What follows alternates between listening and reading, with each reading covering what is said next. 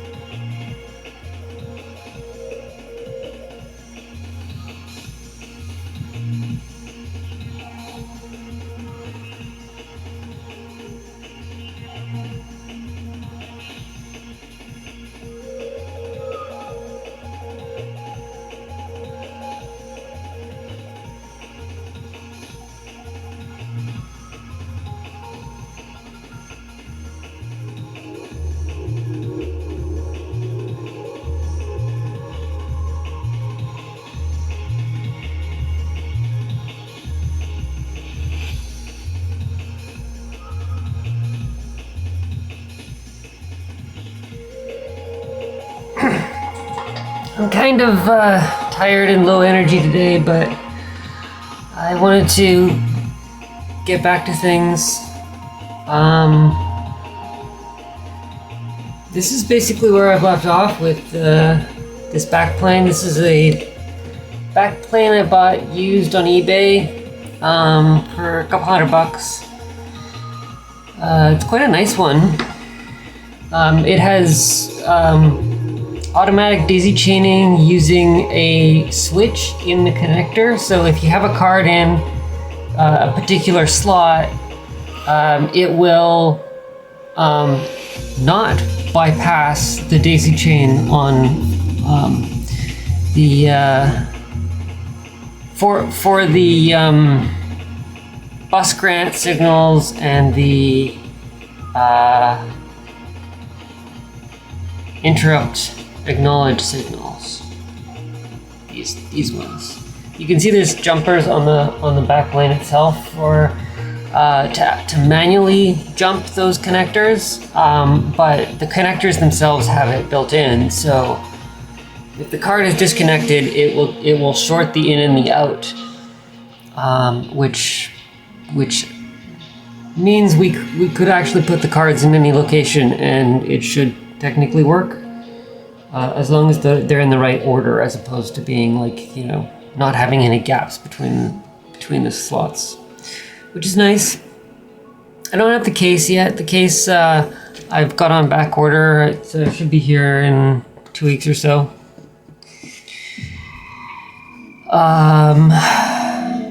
I have a system. Can't really see it that easily here, but there is actually a system board card in here, which is pretty much just an ATF 1508 that is connected to VMEbus. I've been using it for both the bus arbitration and for the get my hair out of the way. And for just being a dummy peripheral, because I didn't have another peripheral device that I wanted to really use right now. So, like I have some used cards that I got, but I don't really want to use those. I'd rather use something that is more useful, something that I understand and I know should be accessible in some way, and I can change the logic for, which was that card. So I've got that. It's actually acting as a dummy peripheral that just returns a default value and asserts DTAC. and I was using that to debug the CPU card, which has been running reasonably well, all things considered. Logic has been a pain in the ass, as it usually is. Most of it's been like, you know, the stuff related to flip-flops and timing and stuff that ends up being a problem when, or the logic is just different than what my brain expects it to be sometimes. And then I have a logic analyzer, just like a clone 16 channel logic analyzer connected to the backside. Oh, if I can get that around. The backside of the system slot, the first slot on the, or slot 0 on the card. Again, just using that for debugging, to know what was going on the bus. And of course, the problem that I was having was actually the bus arbitration signals, as it turned out. Doing a memory cycle, doing a memory access, it was not returning. It would just hang. And the signals were there, DTAC was being asserted, but it just wasn't doing what it was supposed to. And it turned out to be the bus arbitration stuff was a problem, and it was the logic on this system card that was not responding correctly, and so it would never actually grant the bus to the CPU card. That's the system board. Not much to it.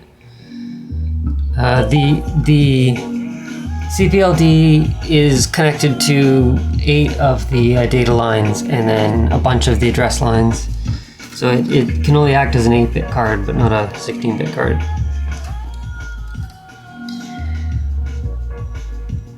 And then I've only really been doing 8 and 16-bit accesses. I haven't, the 840 stuff that I initially made was all wrong, and I don't have an 840 card of any kind anyways right now. I don't have one that's capable of it.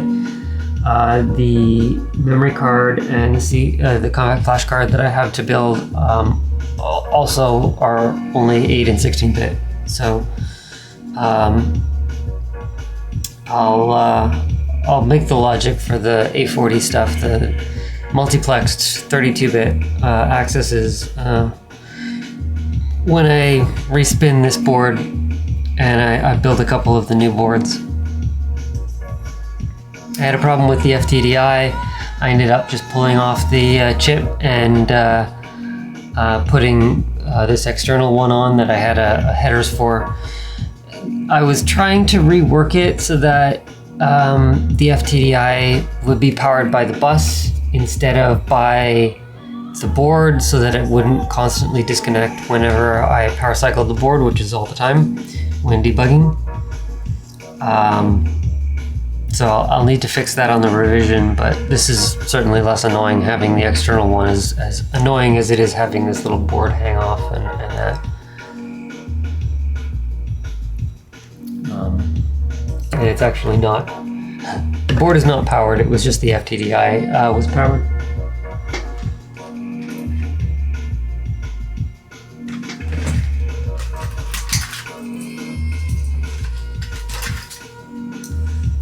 I do have the faceplate as well here, which I had printed out. So it would go on like that.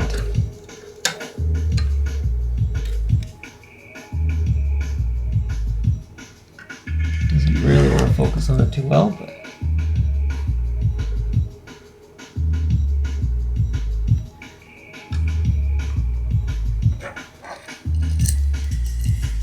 so I could throw it on for now. This is the a bot nameplate from Schroff. I was going to just use the same hardware on this, hence the 3 holes on the bottom here for the handle.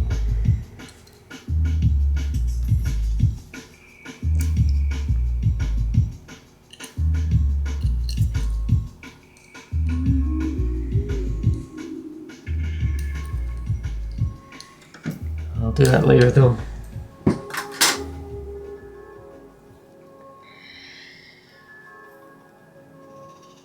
Today I wanted to build this board.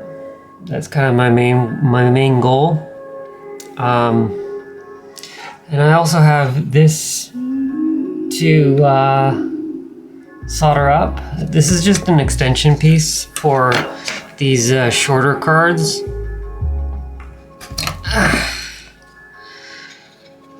I wanted the option of making 100 by 100 millimeter cards. And if I wanted to make it the same as a 160 mil card, I could use this piece. It is expensive with the connectors. The connectors are of course not cheap. So that kind of negates some of the cost savings of a smaller board like this, instead of printing a larger board, which costs more to print, but not all that much more. But I can also just have like a couple of these and reuse them instead of and like having multiple of these boards and having more iterations of each board if I need to.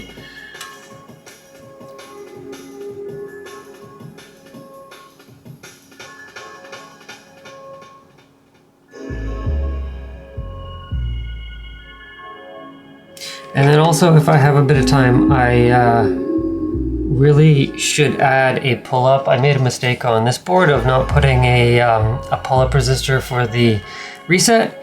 So reset does not do anything. The reset button can't be seen. So I just need a pull-up resistor on there. So I'll maybe rework that a bit later. I'll clear this out of the way for now, though. Leave this stuff here.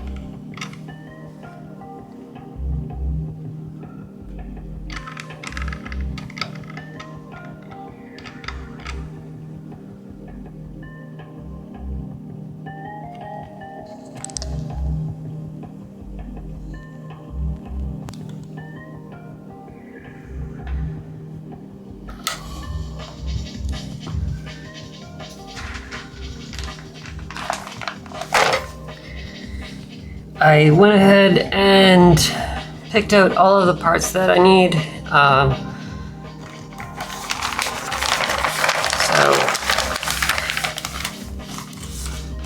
So should have everything in one place. This board is fairly simple. Do I have the connectors? Yes, I do have the connectors.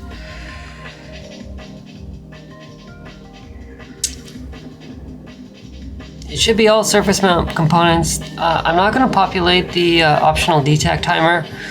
I don't think it's needed, at least for my tests with the other two cards. They didn't really need to be. DTAC can be asserted immediately, and it'll still do what it's supposed to. But if it turns out there's timing issues because it's completing too soon and the memory is too slow, which I don't think is going to be a problem, but if it is, I can always just populate that. And that's pretty much all of the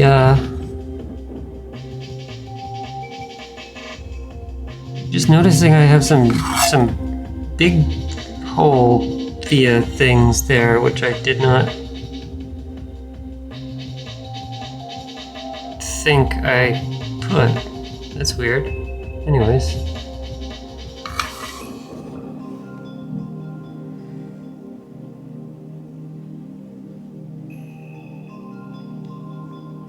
The only through-hole components are the ground loop, which I may not put in at the moment, and pin headers, which I'll just use these red ones. And then the connector, of course, the big connector. I'll put those on a little bit later, but I will try and get this board powered up before I do everything. I'd like to populate the 3.3 volt regulator in particular, get that working, check a few things.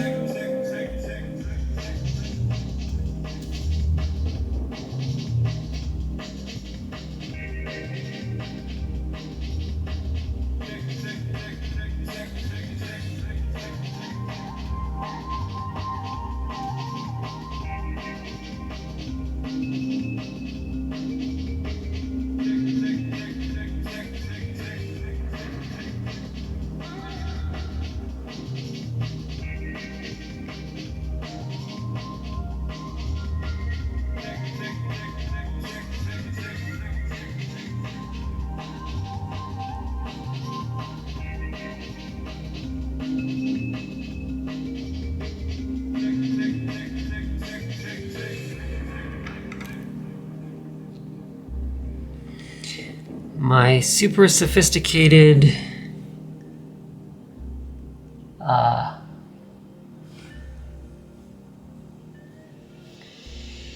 viewfinder thing that I hope will give me a better sense of what is or is not on the microscope view.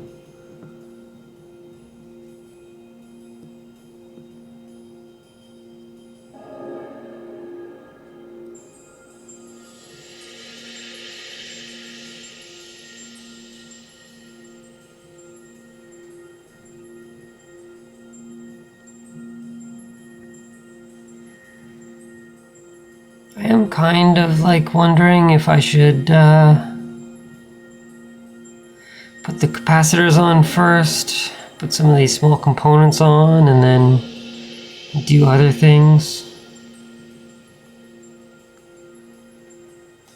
In terms of like the cost of chips, the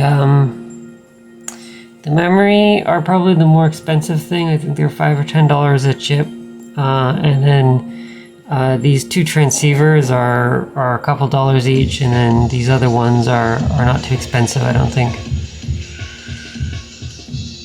And then the connector is actually, well, actually, I think it was only about $5 or $8 or something like that. So, in terms of these memory chips, are the more expensive thing on this board.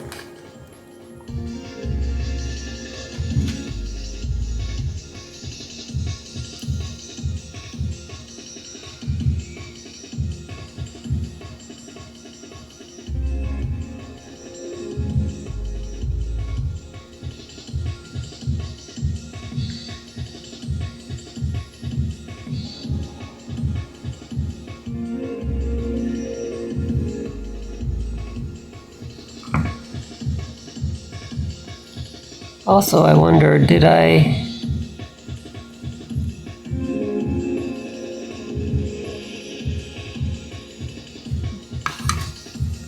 the guy designed this with 5 volts as the default voltage. I have some pseudo static RAM that I'm gonna try. And those are at 3.3 volts, so I'm gonna build this up as a 3.3 volt board, hence why I'm putting the voltage regulator on.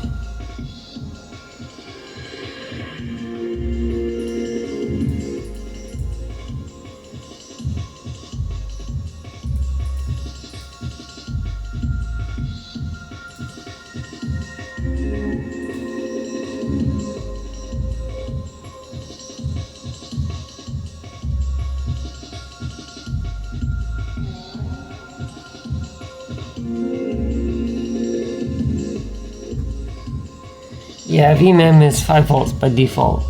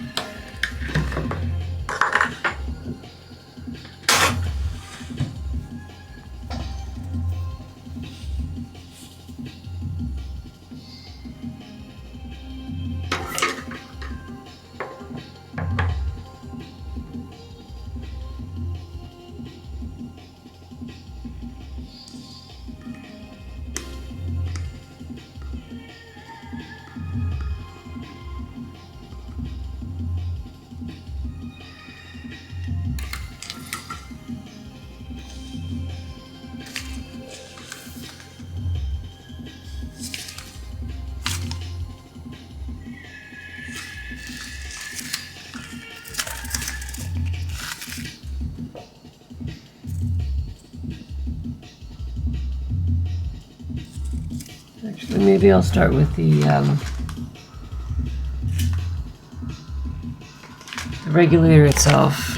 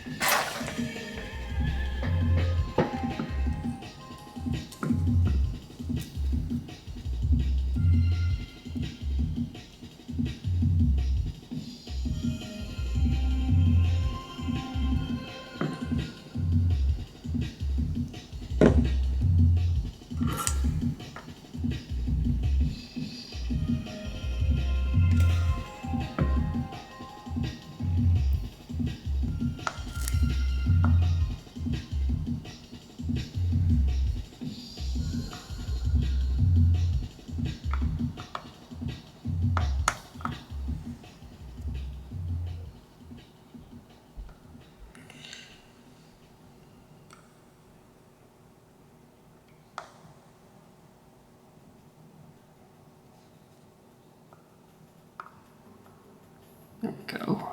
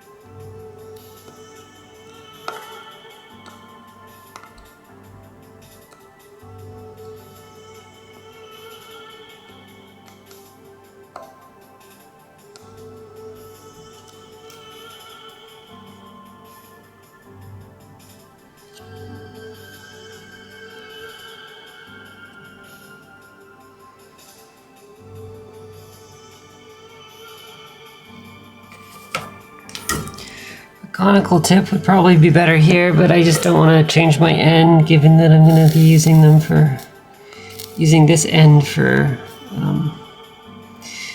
all these other packages.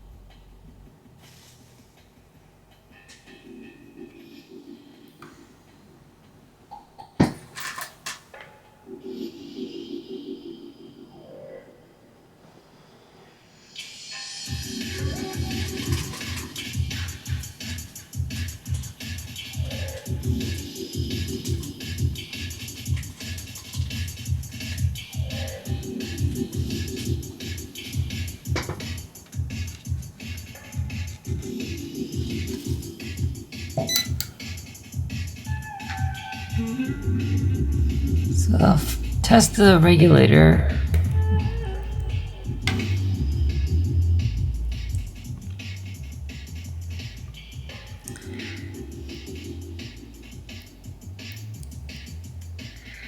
And I'm going to do so sloppily.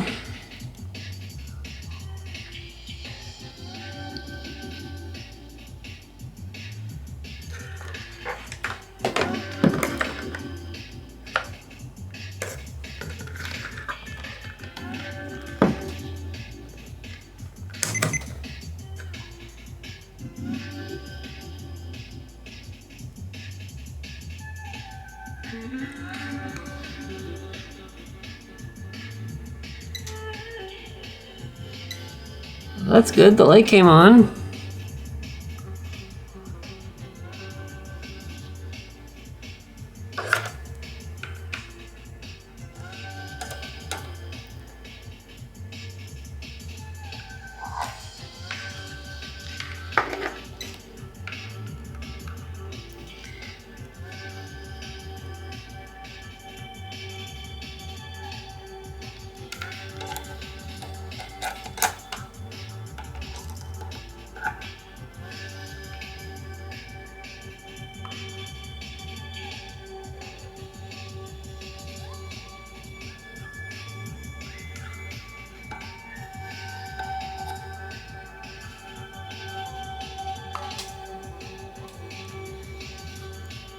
There we go.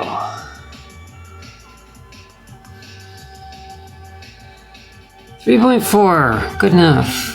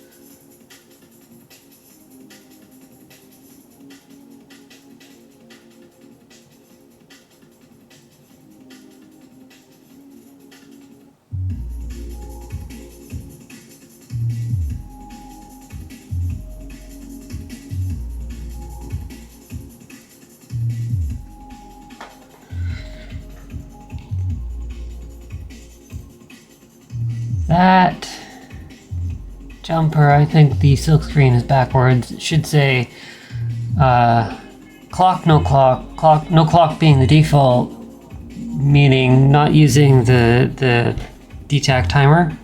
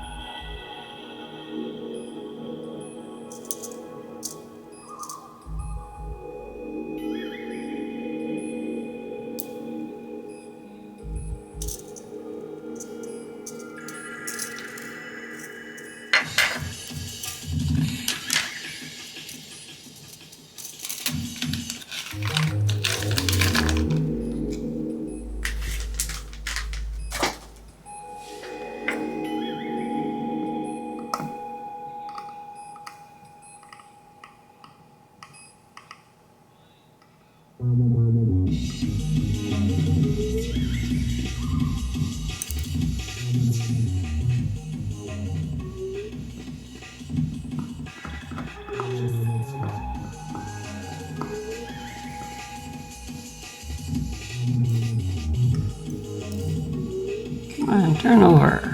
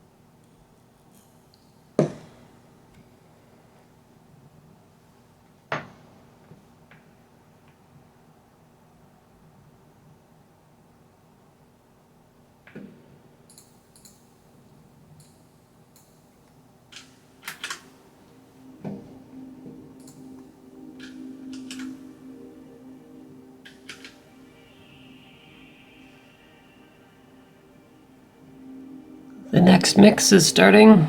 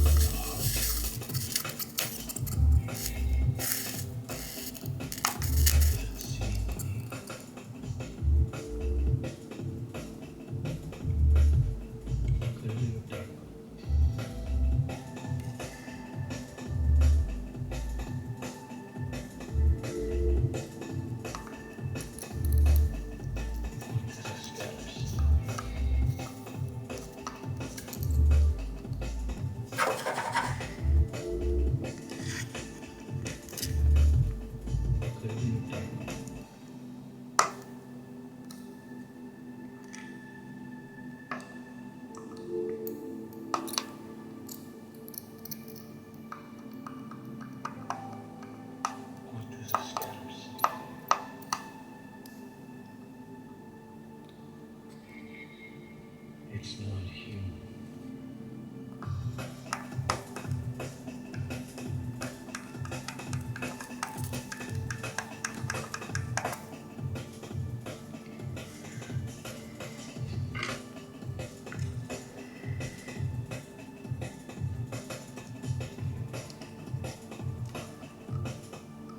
What does a scatter see?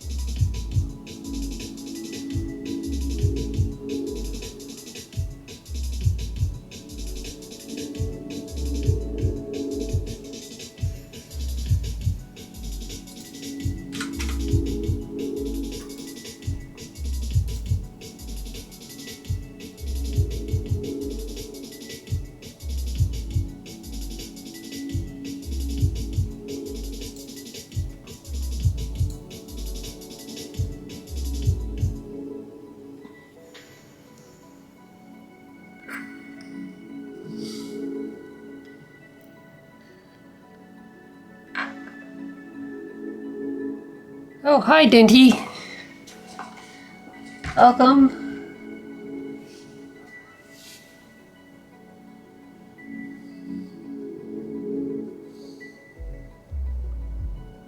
So I'm building a memory card for 4 RAM chips, each 1 meg each. So sorry, is it? Oh yeah, it is. 1 meg each, 4 megs. I've got the logic on, putting the transceivers on, and then I'll put the memory on.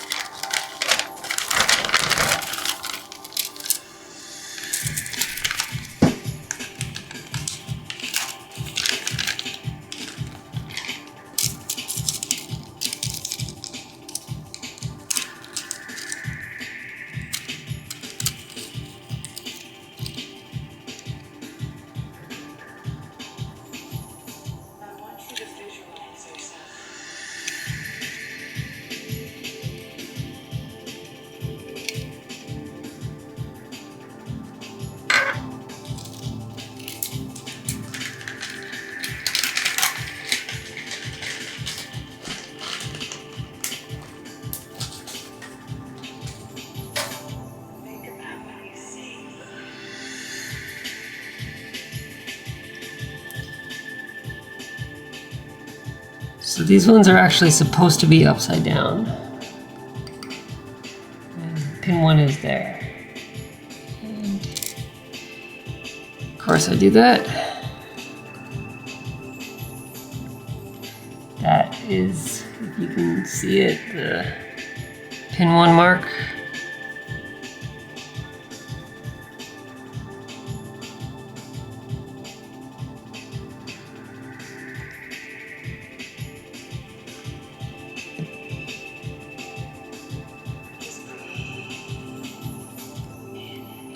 Go away, Bubbles.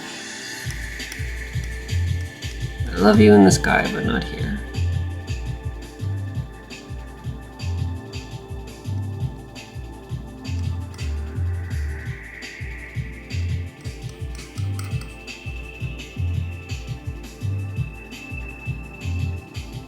Did I design the PCB myself? Yes, I did. I designed this in November. Have a little.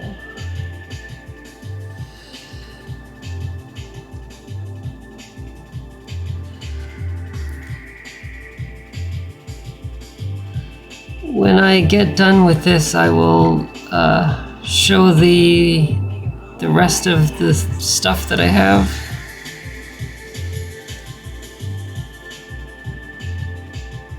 Man, I hate these. These TSOP 48s are the package I hate soldering the most.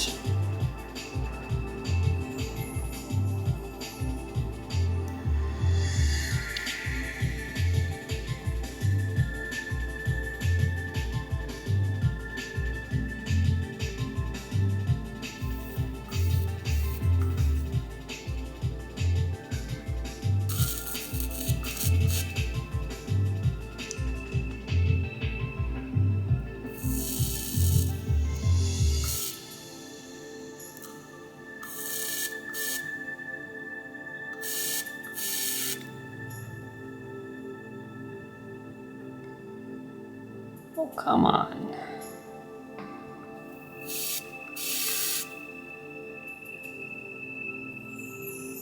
I want you to visualize yourself.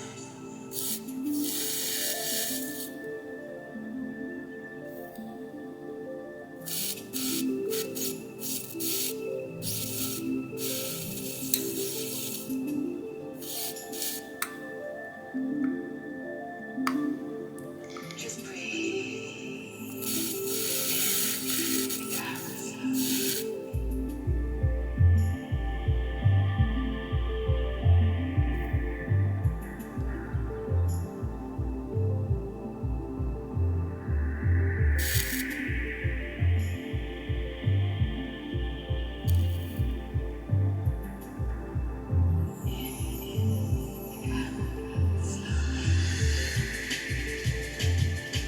I think that is aligned.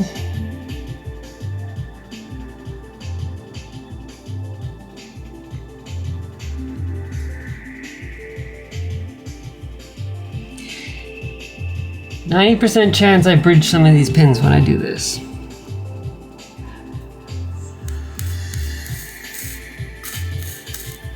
There we go. There's the bridge.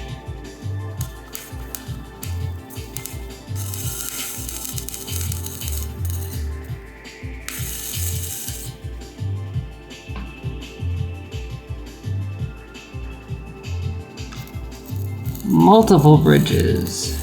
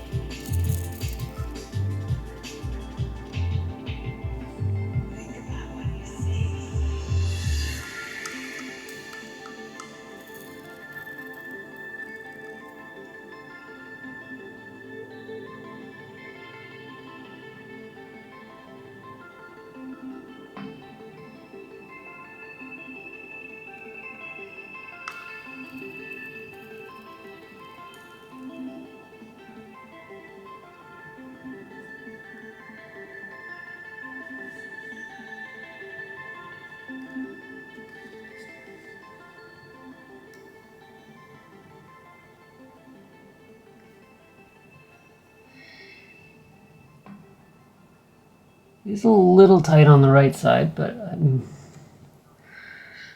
I hope it'll be good enough. We'll see.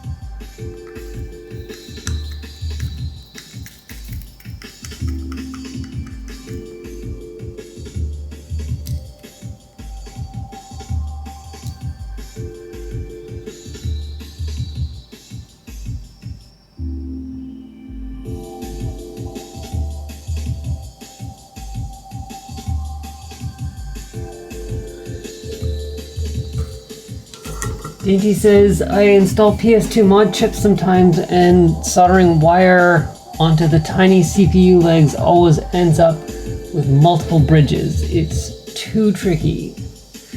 Oh my god, it is so tricky, especially when you're doing like the little tiny 30 gauge wire or something. That is especially difficult. This is easy because it's like you just run the soldering iron across and works out. The tiny little wires going onto tiny little pins is far worse. Far more tricky.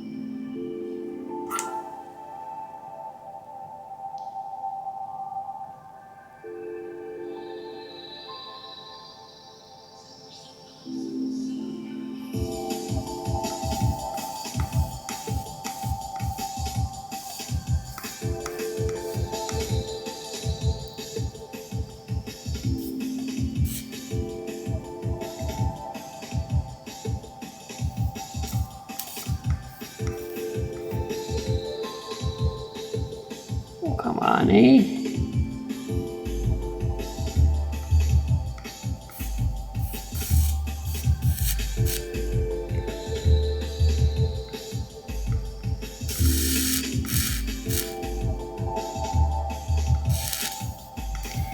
I gave you solder, please adhere.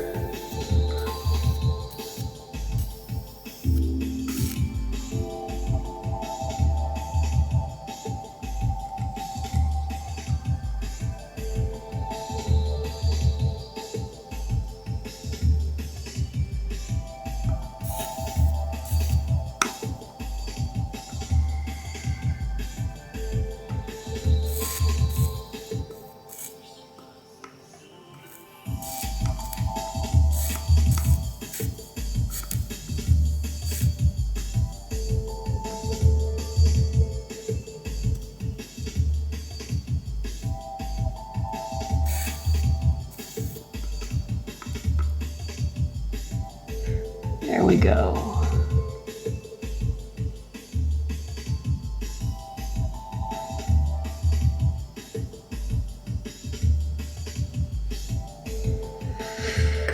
All right, that'll be good enough. Oh, put some more flux on.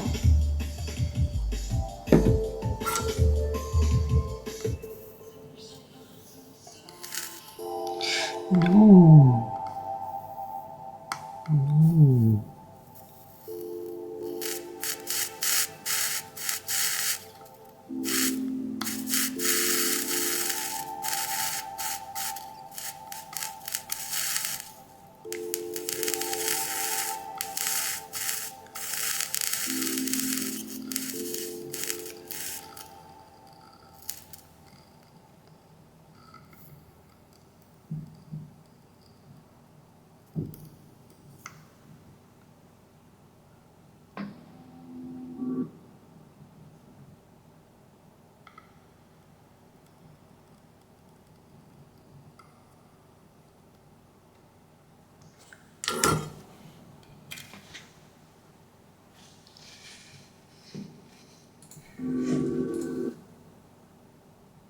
Have to get the next mix queued up. Don't think we want to be listening to the Windows startup sound drawn out to an hour long. Imagine a world where people and machines work in perfect harmony. A world of electronic printers and typewriters, microcomputers, and advanced network systems. A world where machines not only print beautifully, but will copy, store, or send your ideas anywhere in the world at the touch of a button. All right. Here's the next mix.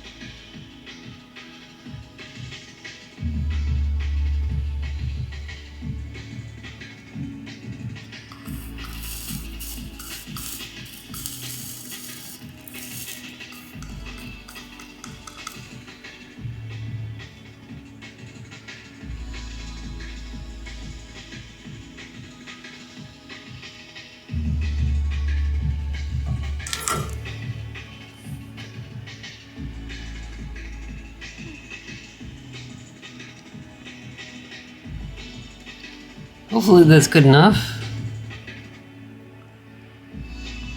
Suppose we could power it just to see. Make sure it doesn't blow up.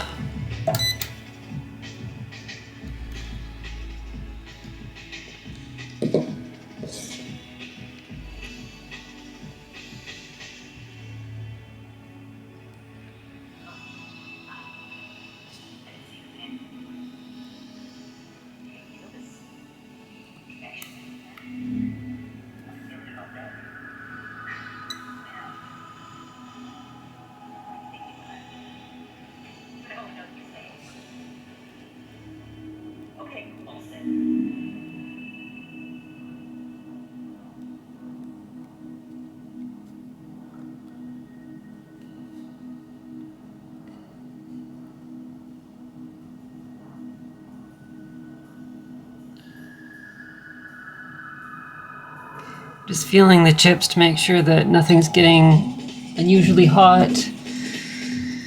It's drawing between 150, well, 100 and 150 milliamps, so don't know what it should be, but that's not terribly unusual, but maybe a little high, probably because there's some conductance, even though I am using no clean flux.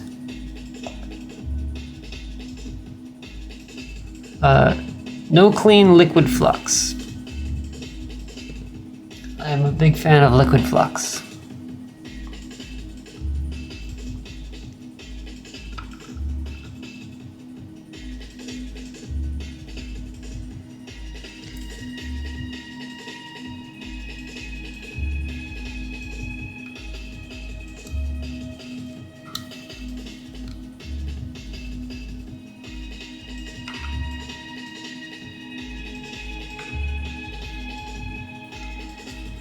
So I wasn't going to populate the optional detect timer.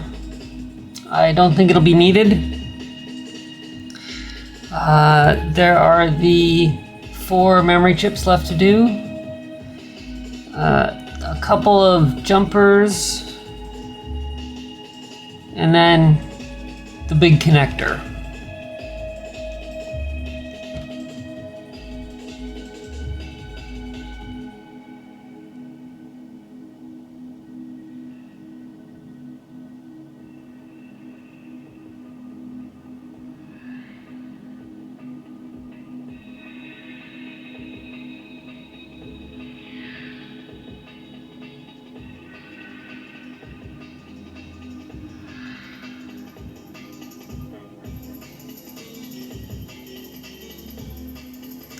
I'm debating whether I should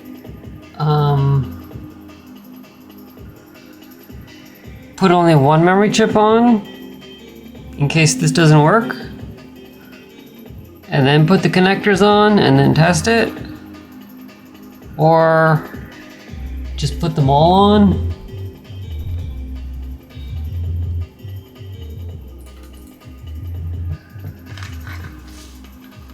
How much did they cost?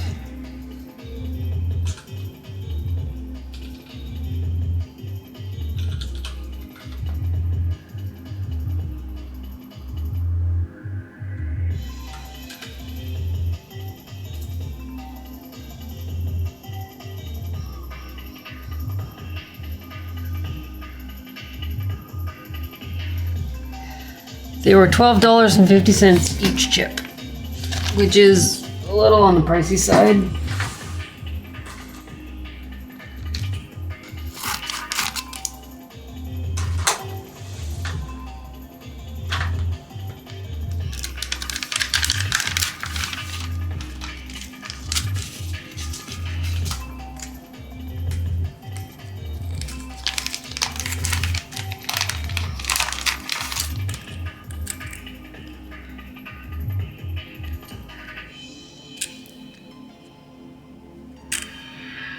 $50 worth of memory.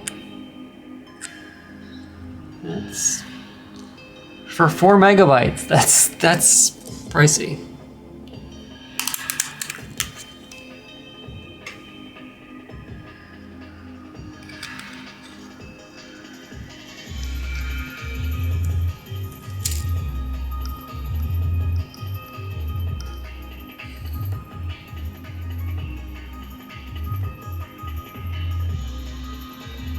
I assume it goes that way, not the other way.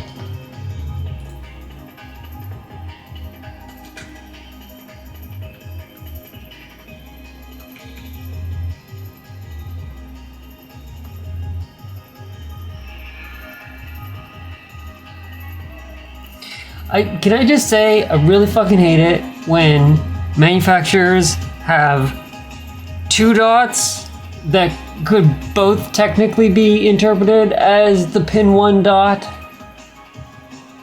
I'm pretty sure the smaller one's gonna be the pin 1 dot, but man, can't you just like not, or like put it somewhere else? Over here in the middle? Maybe here, somewhere else? Just not right where it could also be interpreted as pin 1.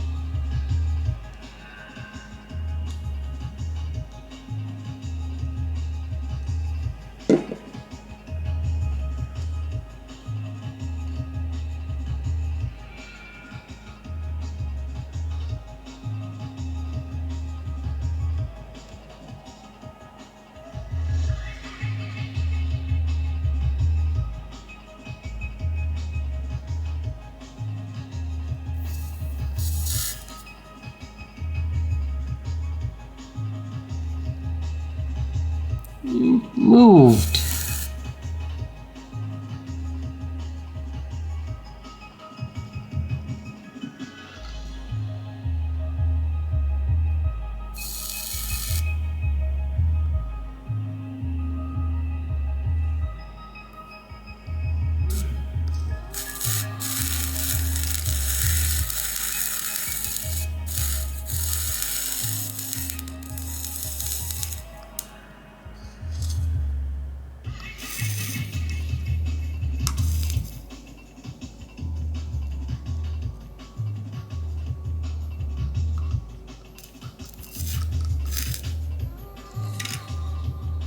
Sorry, you can see that. I'm having a little trouble with the capacitor here that I put in. Maybe I should have put the capacitors in last.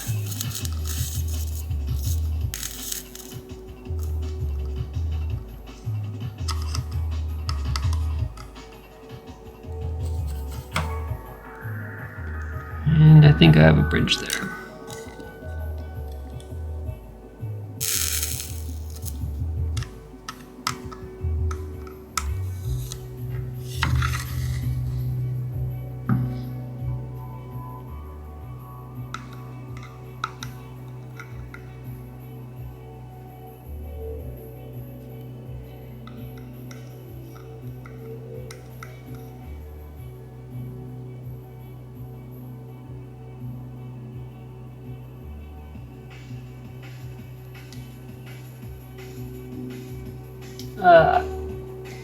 Dainty, I was just about to ask exactly that. I forget what I just said. I don't know what I was talking about.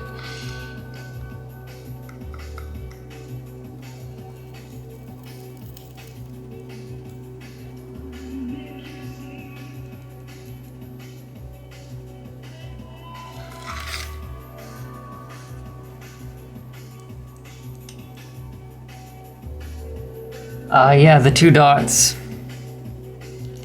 So annoying. And I checked the datasheet too, and it just has 1 dot on the package that it shows. Like, come on, can you maybe make the diagram at least accurate? Put a small dot on a big dot? Nope.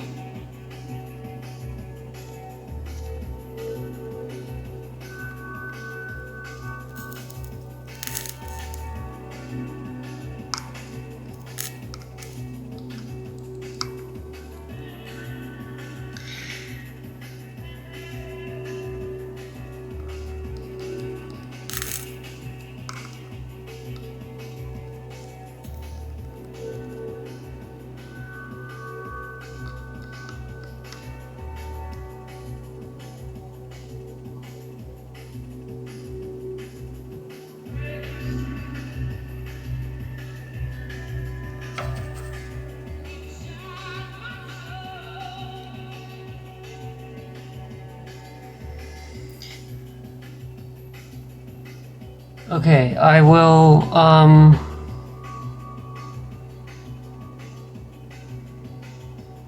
put the connectors on and the jumpers here.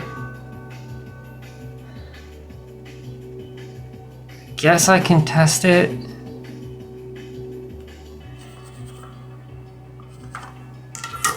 I kind of want to test it and then put the rest of the memory chips on, but also I have to like move things around to test it, so.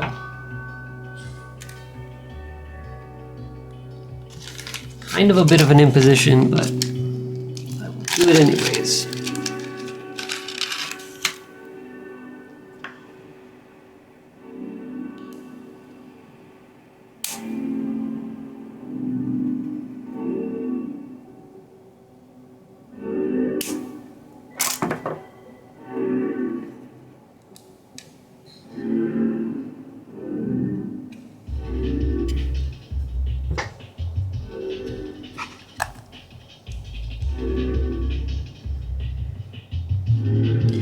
And then you can see the little pleading emoji.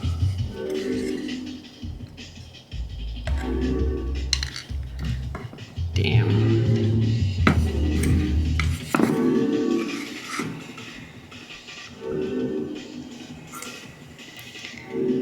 This is not so easy.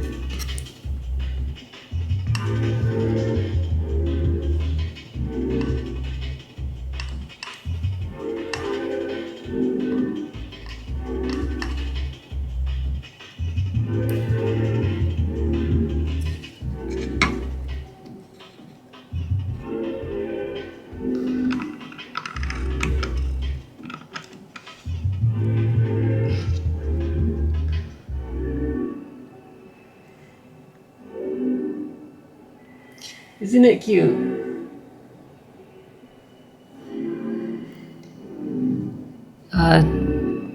Tabitha Sable, I think, on Blue Sky suggested it, or well, responded with it to the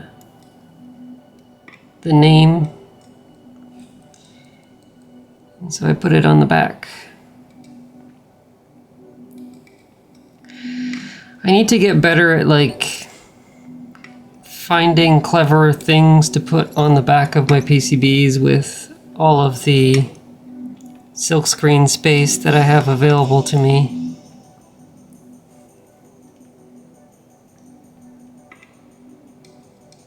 So many missed opportunities on past boards of not doing anything fun. Gotta do something fun.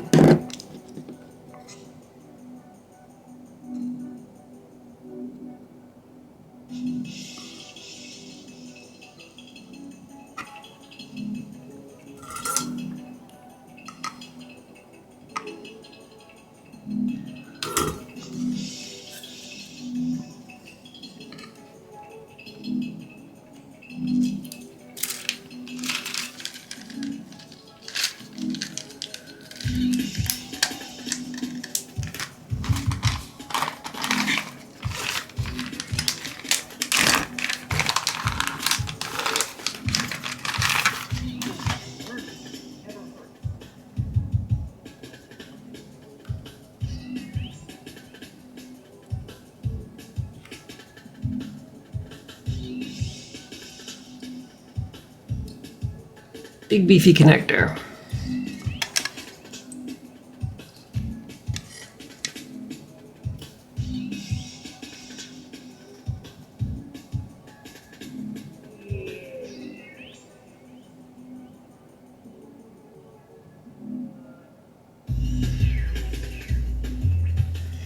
I suppose I should put the screws in.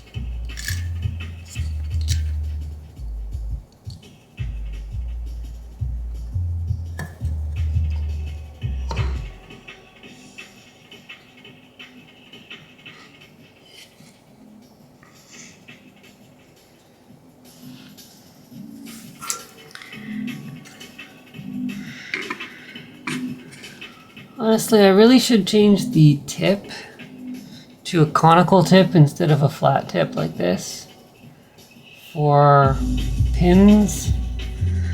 But I'm also really lazy, so there's that. I think I'm sooner or later going to I think I'm going to regret this action very quickly.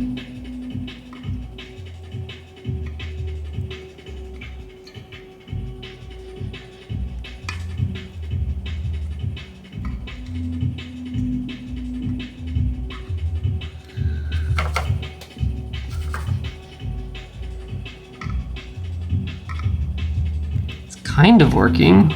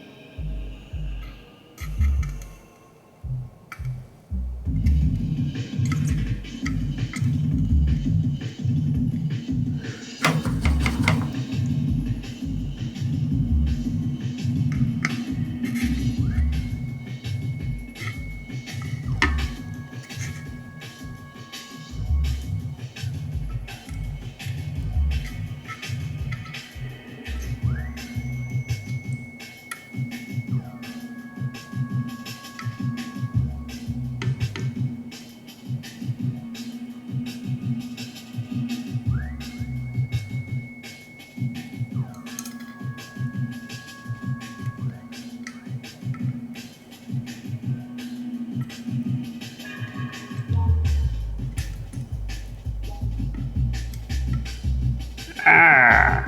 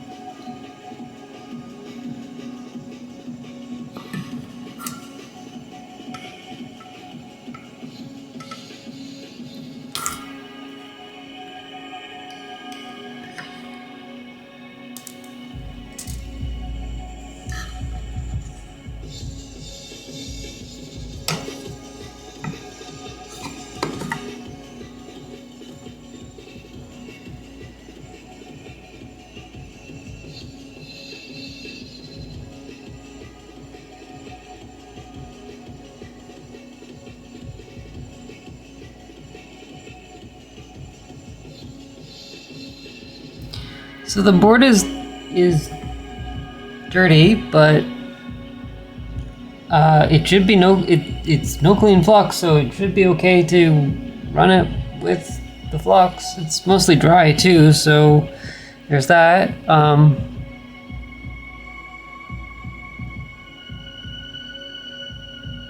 I'll get some jumpers for the address pins.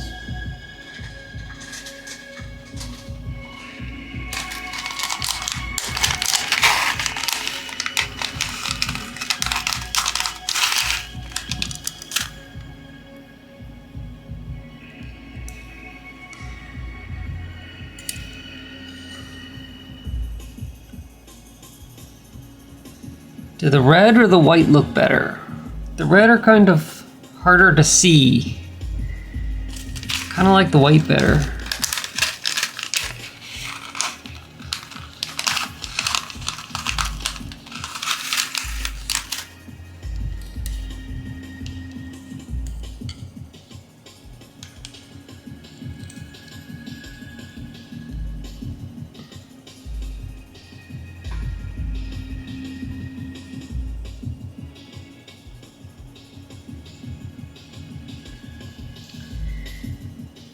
Dainty says, I like white on red.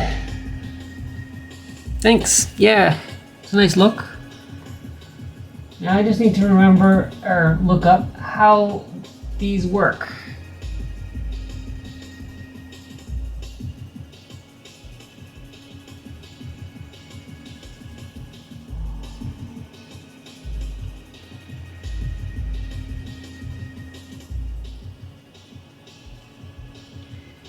I think they're just XOR. They're just XORed together. So if it's high, then it would be high, I guess. So this position would be 1-1. Putting the 4 megabytes at the top of the 16 megabyte address space.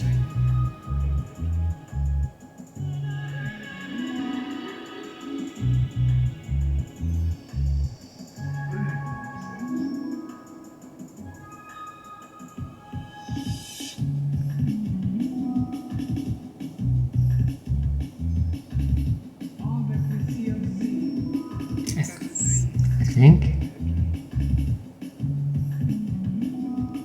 mean, it's easy enough to change later, but the important thing is that I need to have a test program. So I need to know what address to actually hit.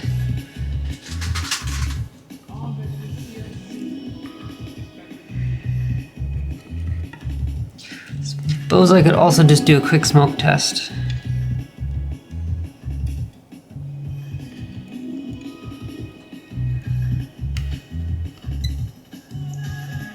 Power on, 120 milliamps. That's probably reasonable.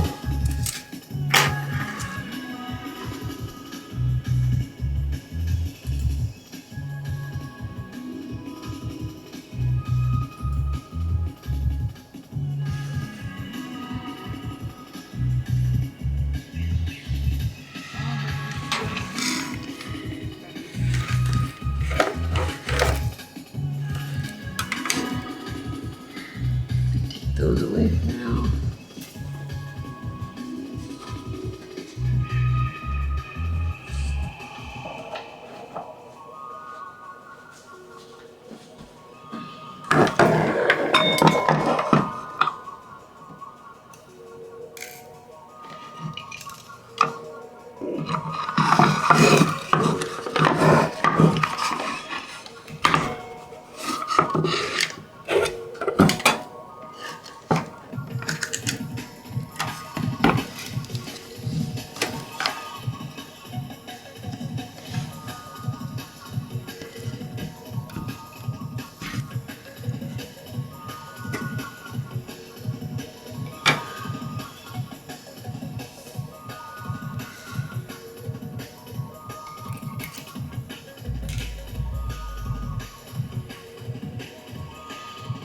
So,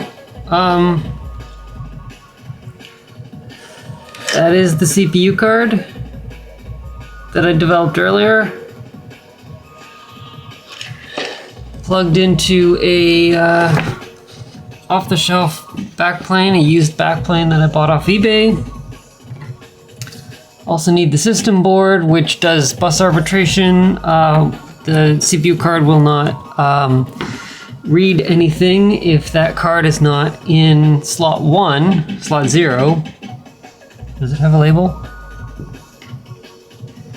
Slot 1 on this background, on this backplane. And since, well, actually it doesn't matter. This card should be able to go anywhere.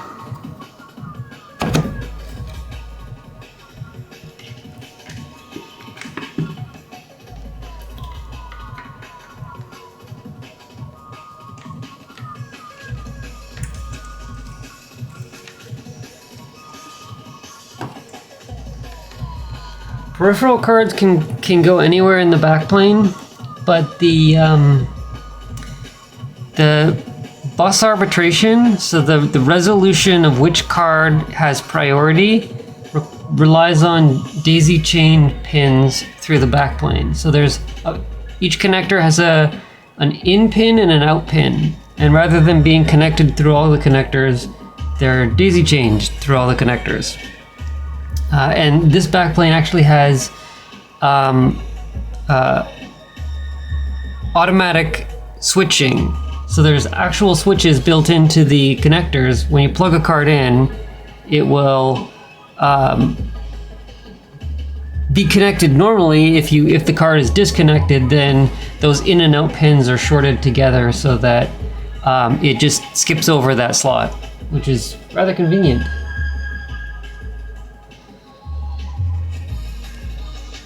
All right, so I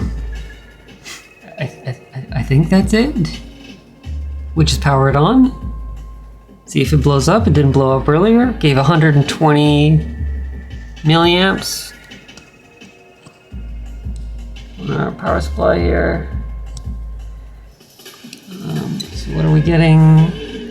658, which makes sense. We were getting about 540 milliamps with just these two cards in the backplane. And so with our memory card, we're getting another 100 and something.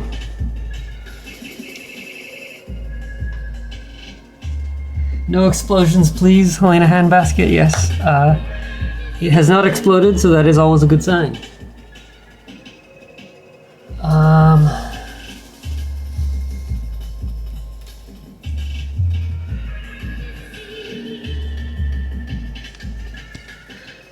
I guess I'll leave it there because you can see something more than, yeah.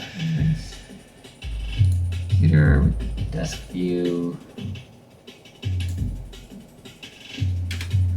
Oh, and I need to connect the FTDI here.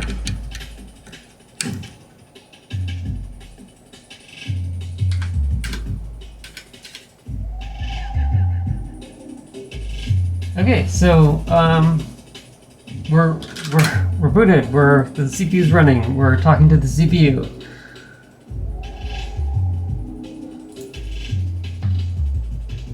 And I've got a little test program. I will just take the loop out for now. And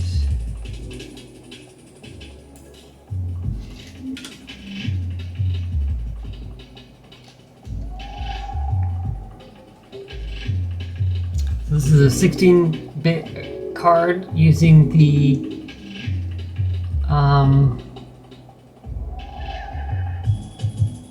A24 space, so we're 24-bit addressing. So FF, because that FF is the default address, so for the higher bits, FF, and then that will make it access the A24 address space for this card. We have the A23, the 24th address line and the 23rd address line, A22, pulled up with these jumpers that we just put on. So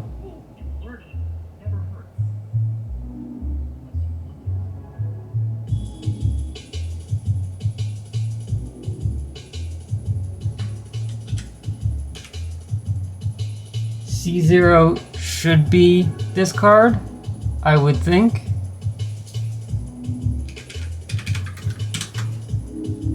So let's just try the first address. Did I put the cards in the RAM in weird? I put the first RAM chip in, and I think that should be the first chip select. So I think this is the right address to be accessing. Compile that, and then we can transfer it over serial. So now we're booted into this new ROM that we just uploaded, running in the RAM on the board, on the CPU card itself. So we're not actually accessing this memory card yet. But if I run the v-test,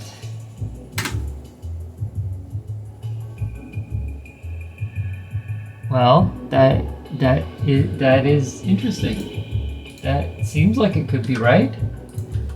I'll take that one out. We did put AA55.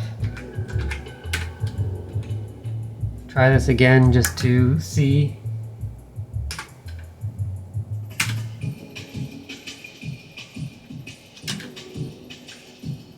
AA55. What do you know? It seems to be working.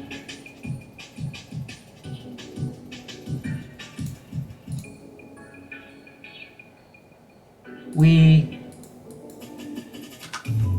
have a 16-bit address, writing to this address, writing that byte, and then we read in that byte and print it.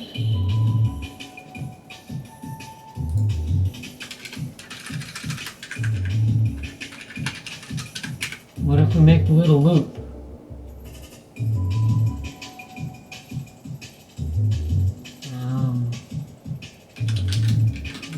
Address. This is one.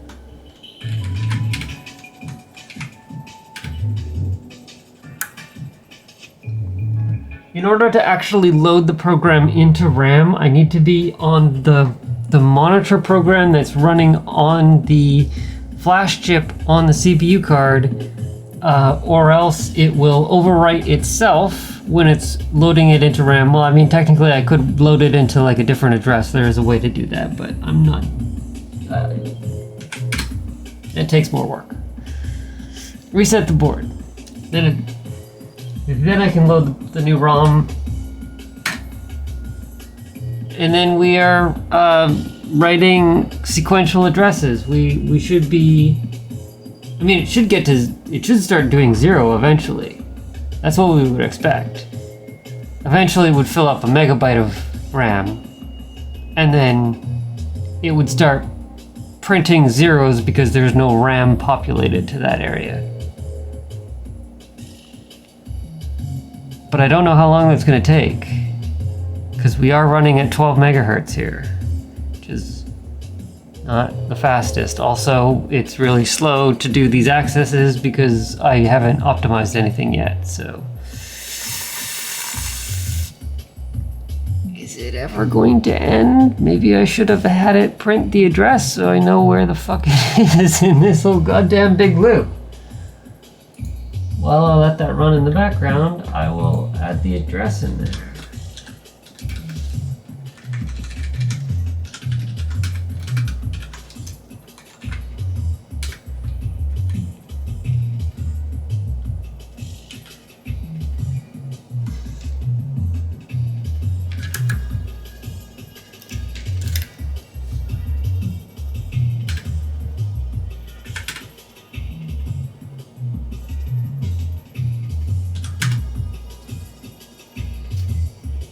Well, that's not right, and also it just locked up.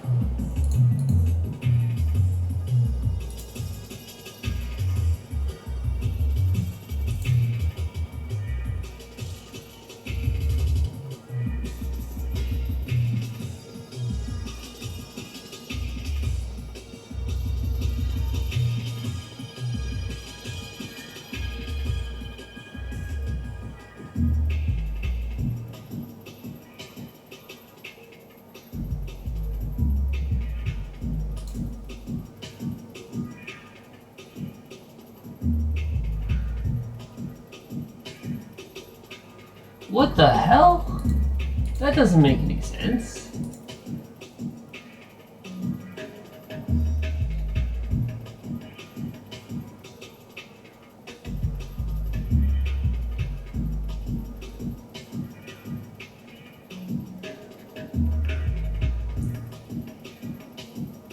You see, it doesn't help that I don't actually know if the CPU card is working properly because I haven't had anything other than this other board that also had things to test with. So now I actually have a memory card to test with. But I want to test the memory card. What? Why would you print that as the address? That doesn't make any sense. I told you to print a hex number. You're not printing a hex number.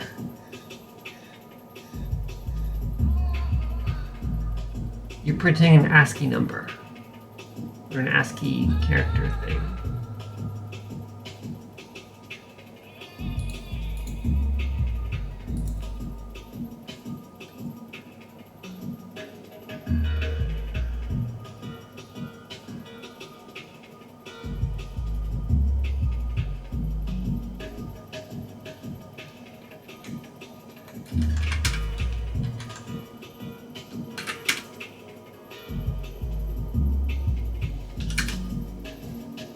This doesn't make sense. Why would you do this to me? Why would you do this to me when you could not do this to me?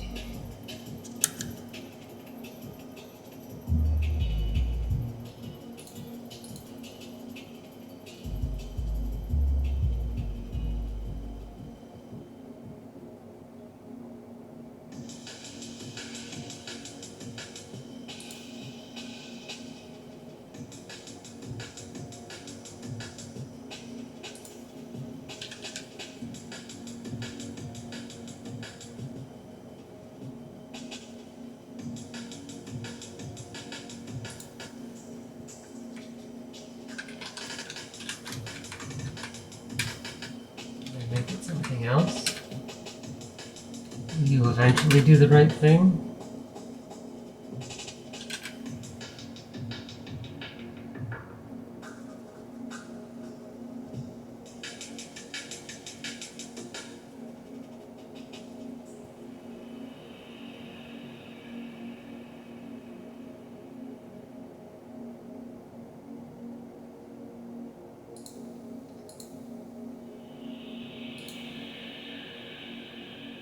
This is actually a really good test because I took out the statement that assigns numbers to the board.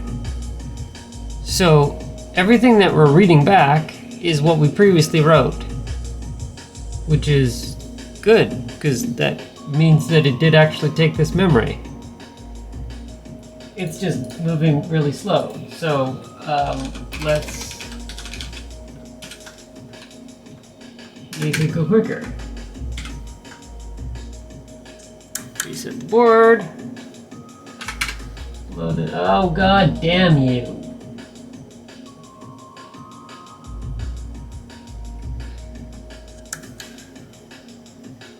Reset the board.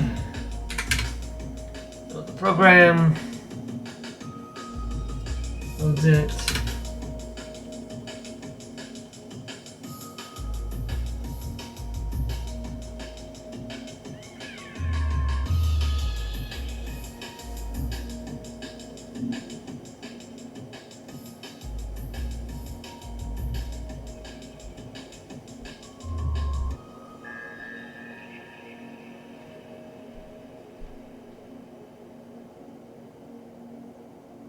It doesn't make a lot of sense.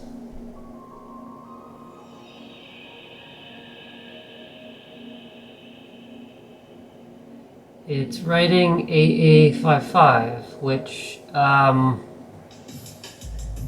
like AAAA 5555, which makes me wonder if it's not actually, consistently like for memory addresses that aren't previously assigned, I would expect it to have random data. And clearly, because we're jumping big steps, we should have jumped into parts of memory that we didn't write to. But if the logic is not working, then that might happen. That it wrote the wrong things to multiple memory addresses.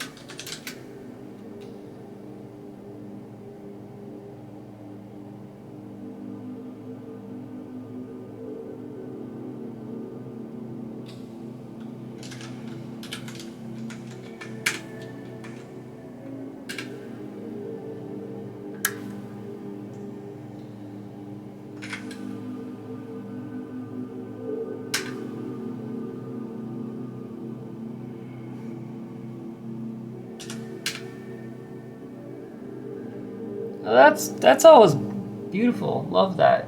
Love that for me.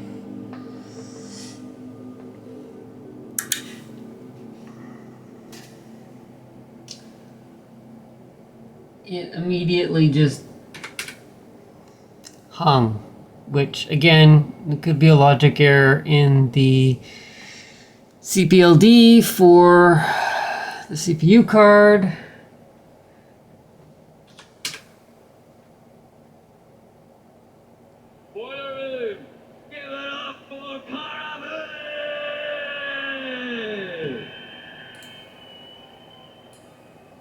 Next mix.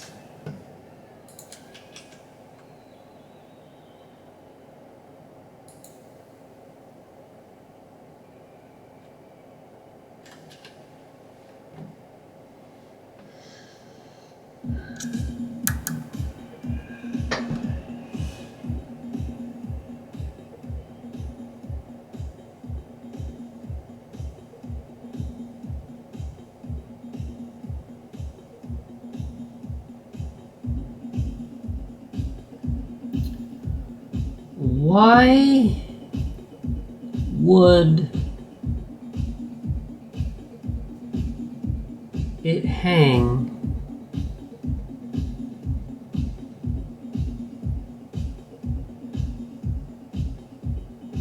because it's not printing anything? Right, okay.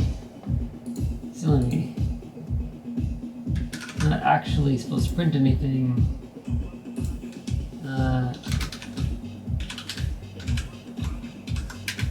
If the address is greater than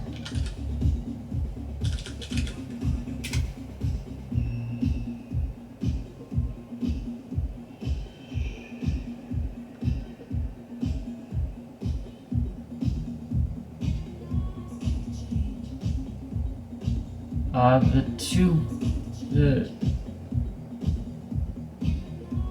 should be 1101,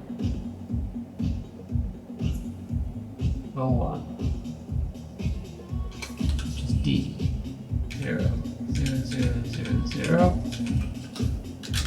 Break.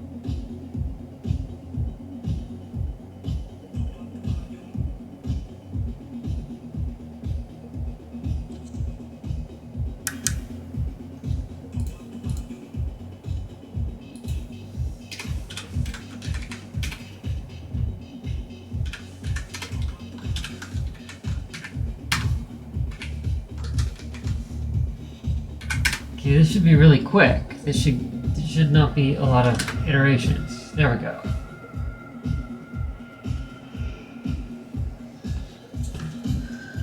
Oh. No.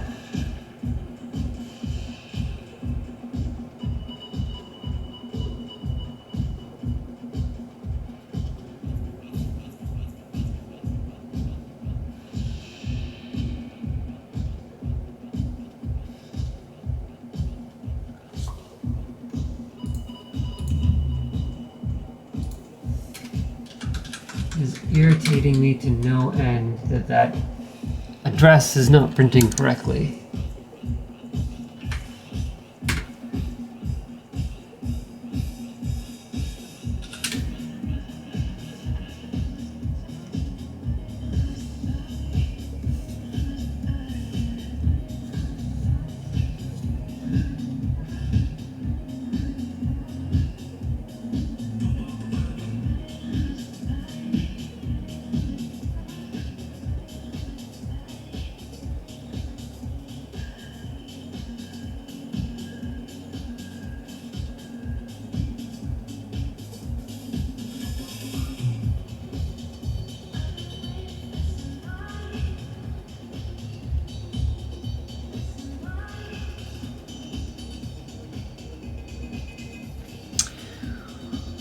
Well.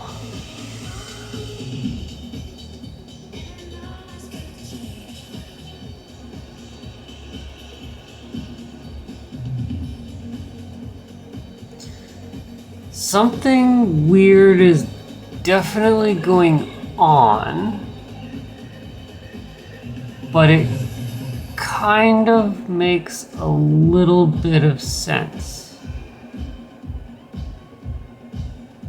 And it is saving something. So the program that I just ran is going through a limited number of iterations and trying to write some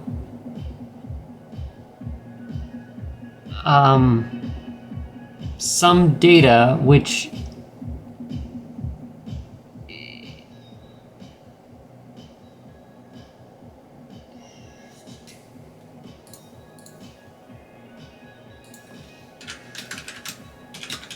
will that work better?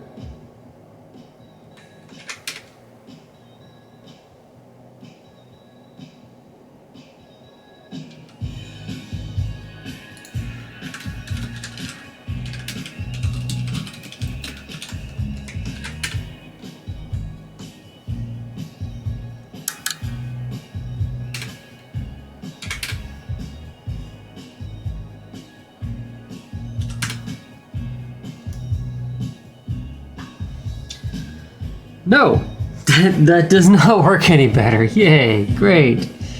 Yeah, that's kind of weird. Did it do the same thing above here? Yeah, ace, ace.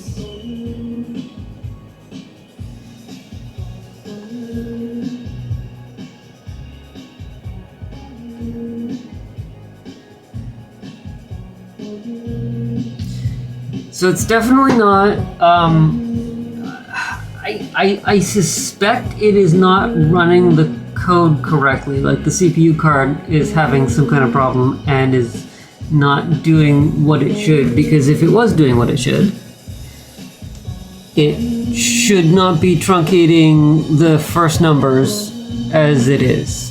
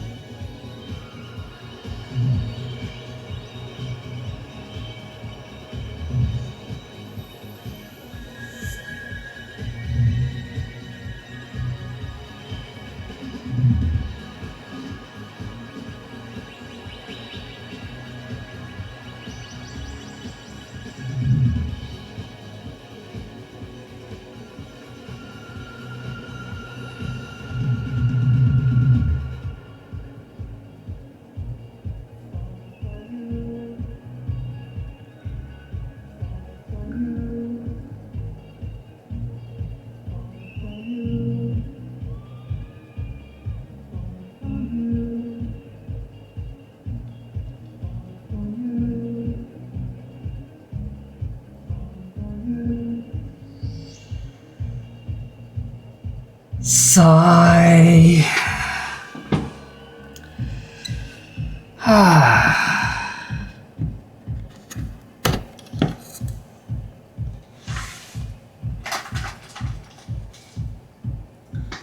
I will do my little inspection thing and see if I can see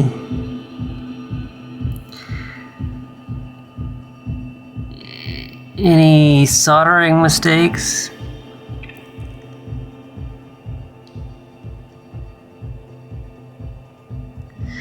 Everything does look good. This board went together really, really easily by comparison to all sorts of other boards that I've done.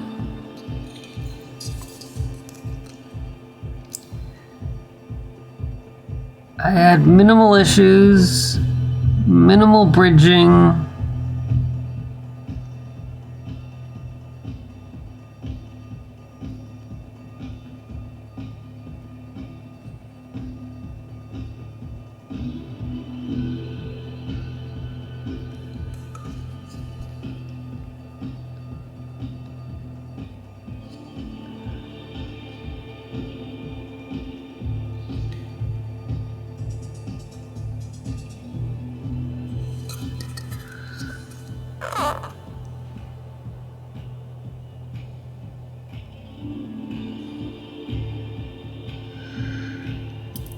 Well, that's a bit of a problem.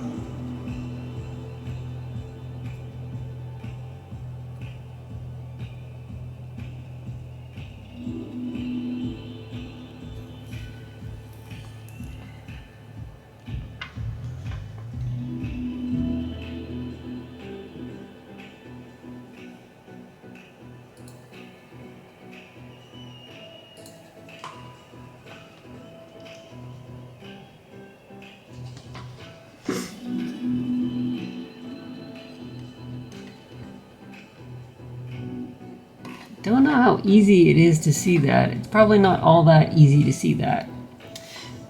But the... Where did I put my tweezers? Tweezers are right here.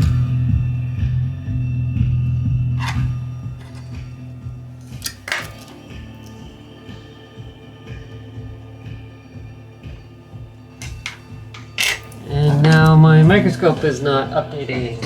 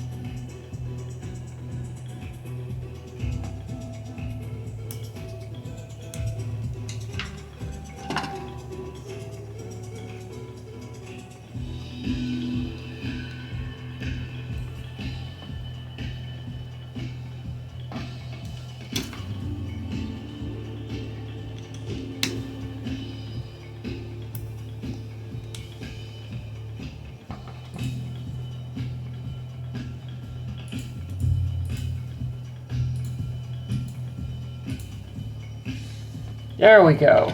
Jesus Christ. Alright. As I was saying, there's actually a problem with this chip here. It is not easy to see, but it is actually a little lifted off the board.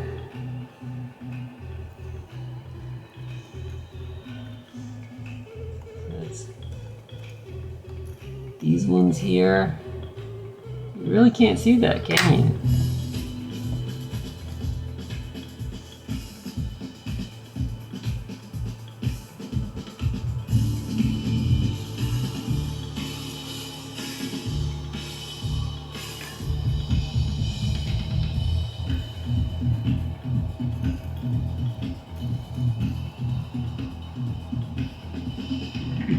kind of see it. It's this chip here. See, it is pretty dark.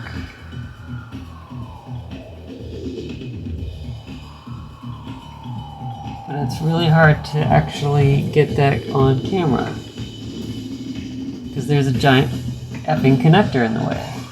Smells great. Love that.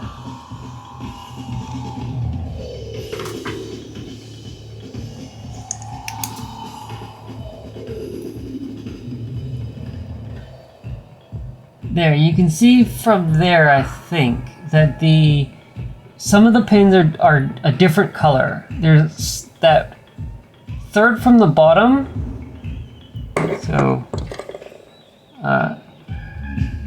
that pin looks like it's connected, but the two above and the two below are kind of a weird different color.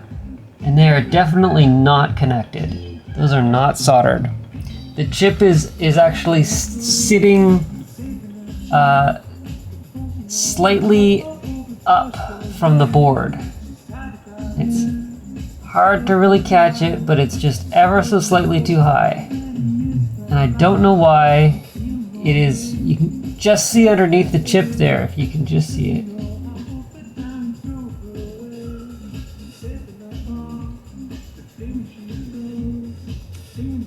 Helena Handbasket asks, can I reconnect them? I mean, I hope. I suppose the right way to do it would be like to dig out my hot air rework station and do it properly. But I don't feel like it. It's the end of the night and I was just about to head off, so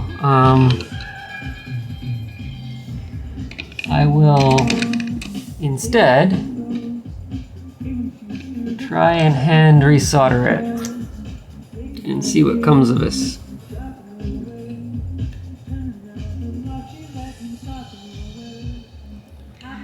Don't think it is going to work to just push it down. I want to like get it lower, and that's not going to be easy because I need to heat up both sides to properly get it flatter.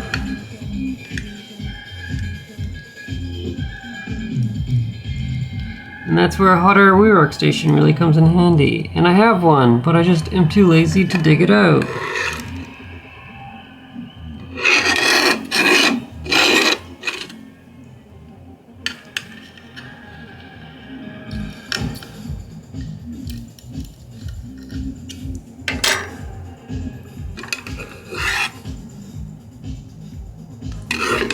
That does look flatter, so there's that.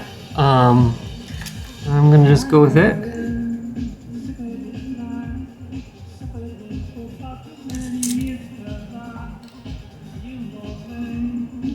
Get some flux on there.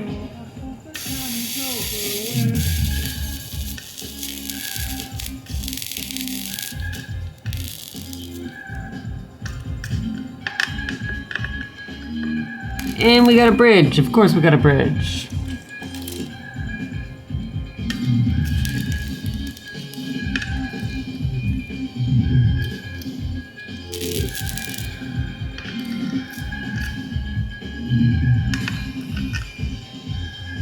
And we took too much solder off.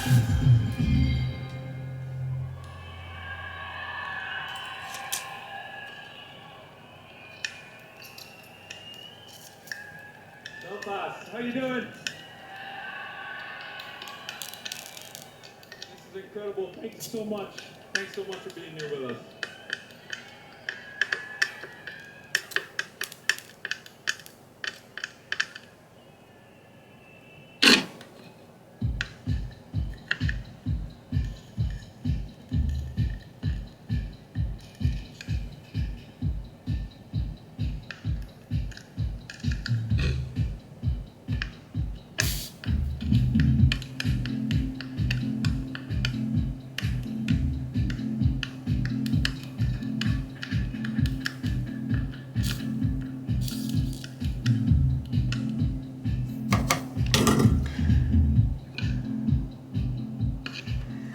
Alright, I'll see how that is.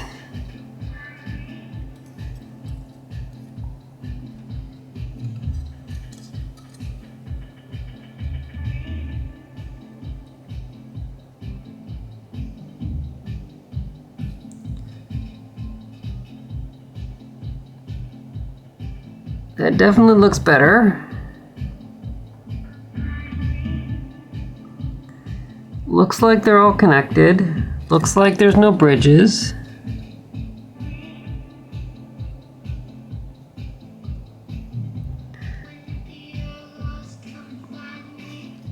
So now I'll just keep going through the rest of the chips and see if I can see any mistakes.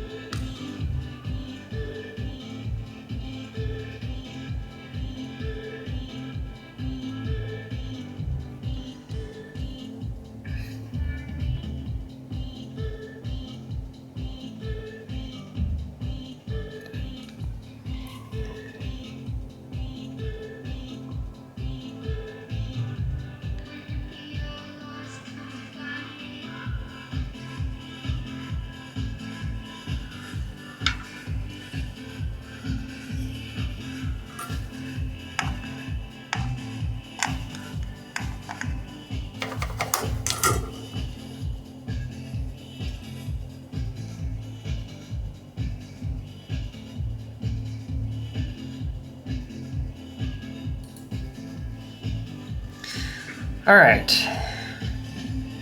that is changed. That's a thing.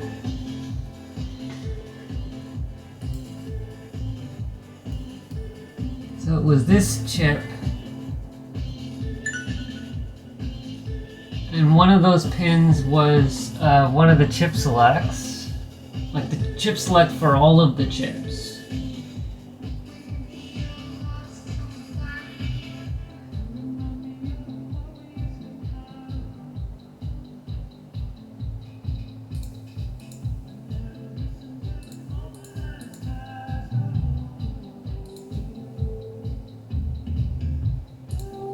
Was U7.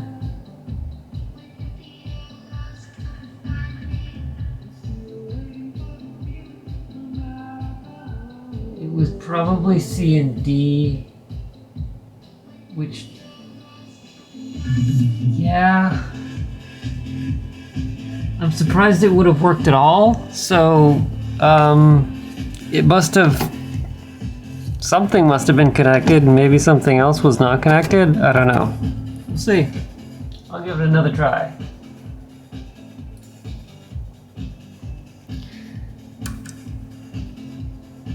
Give her the old space try.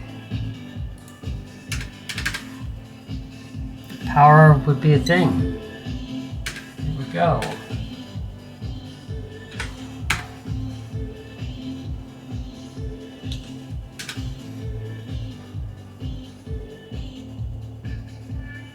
Well, that looks a lot better, doesn't it? That, okay. Let's see what we got.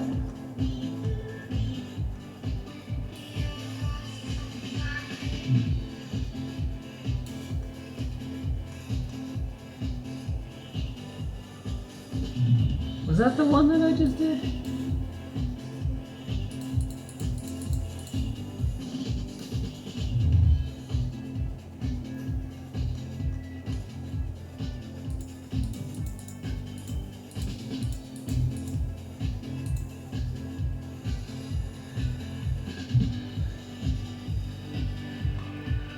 Okay, well, that's...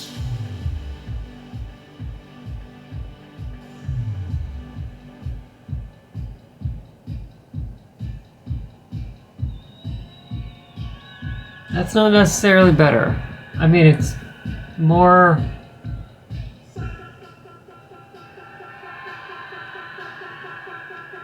It's broken in a more expected way? I don't know.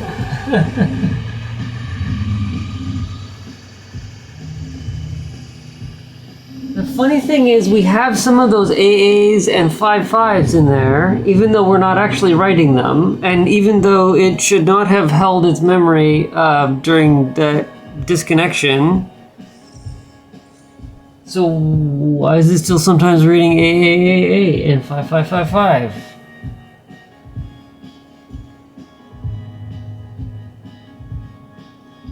And then it's reading FFFF, which makes sense because we've only got one of 4 RAM chips populated. So the fact that it is reading FFFF,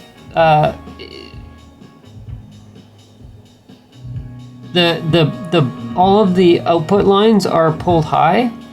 So if it's reading 0 out, well, I don't know. I suppose it kind of makes sense.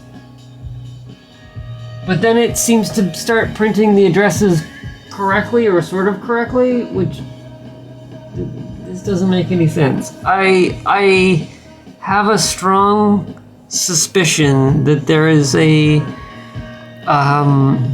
faulty solder joint on the CPU card itself, specifically with accessing the bus. And that it's not actually able to read and write correctly and consistently for all 16 bits. Because that would at least explain what we're seeing.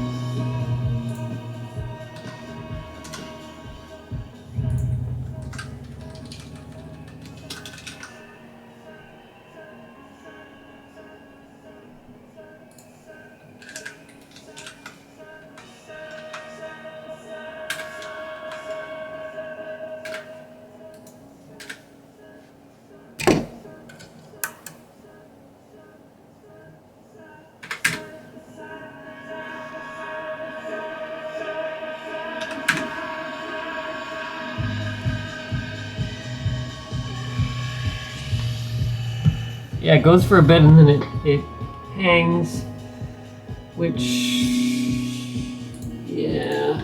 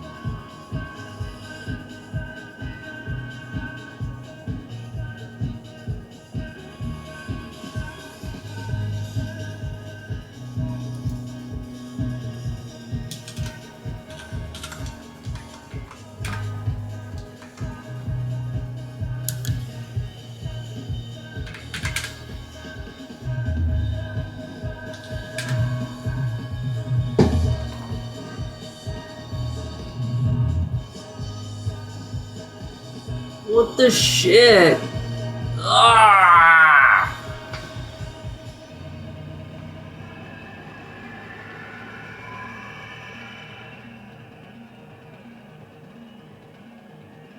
It's usually at this point of the process that I get really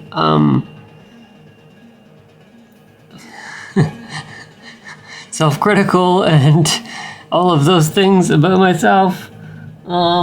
And I'm not going to do that because my therapist told me not to do that.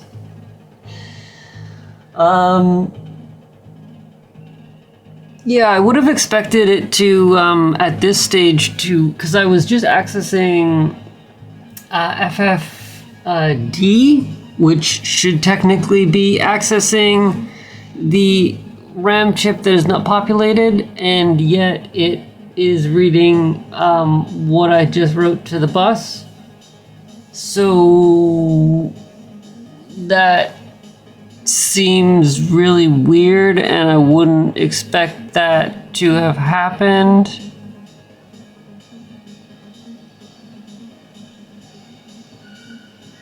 And there's also the possibility that it is related to the bus arbitration still, which I haven't actually fully tested out either. But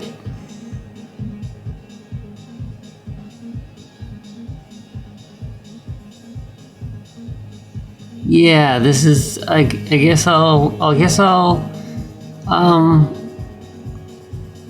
pick this up tomorrow. I'm gonna wash the board off, wash the flux off the board. I won't populate the other chips because I still do believe that it should work without that.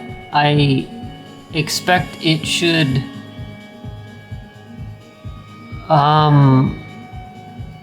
like it should be organizing the 4 chips as 4 chunks of memory, contiguous chunks of memory, instead of like interleaving the memory chips. So I should get away with just having 1 memory chip on there.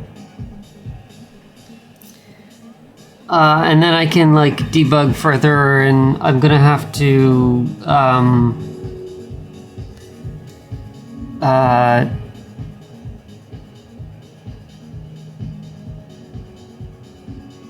debug the CPLD in on this chip, on this board.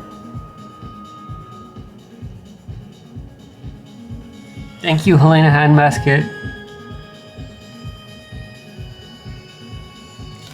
I know you are always so supportive. But yeah,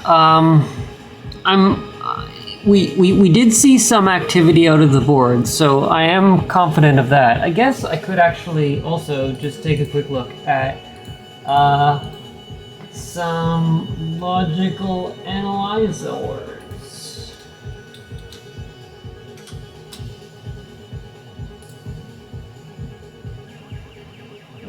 That's always really handy.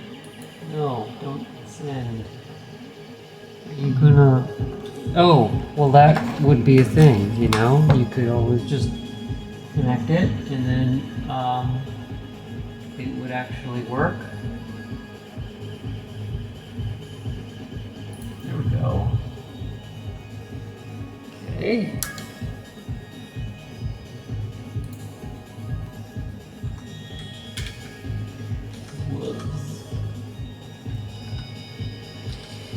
Let's put a little different program in here.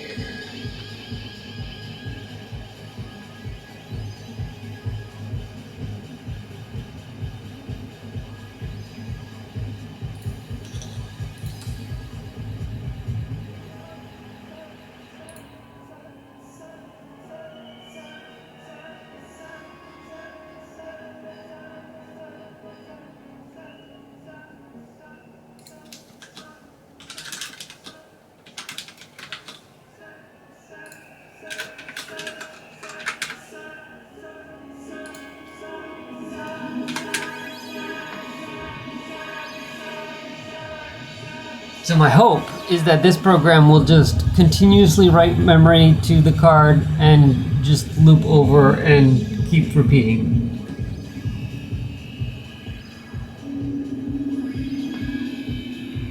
Okay, did not do that.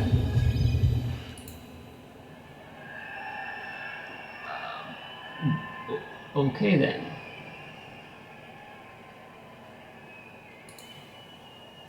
Thank you so much. You guys are amazing. This is incredible. Thank you.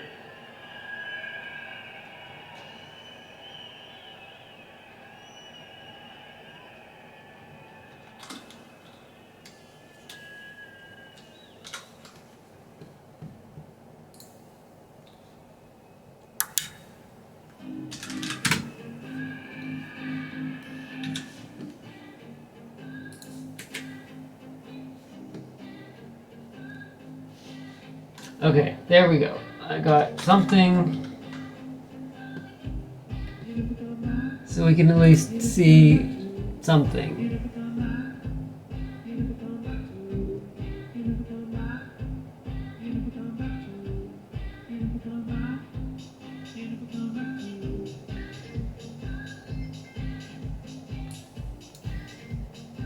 That's kind of weird.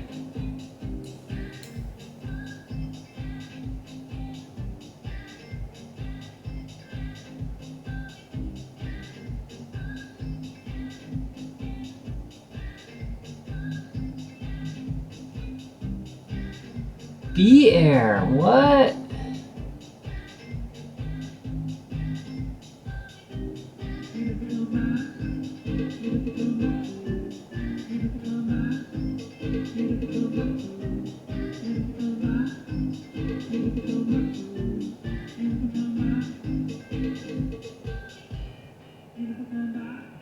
Okay, so I think I have a logic error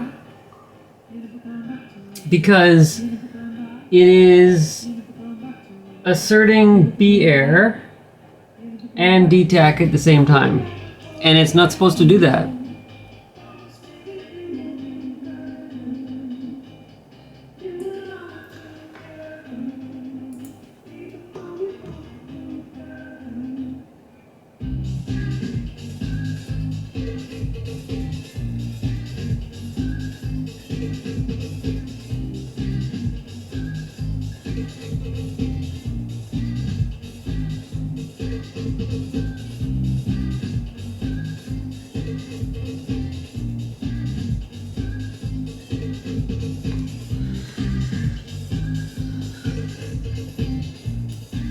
Sorry, that's kind of hard to see.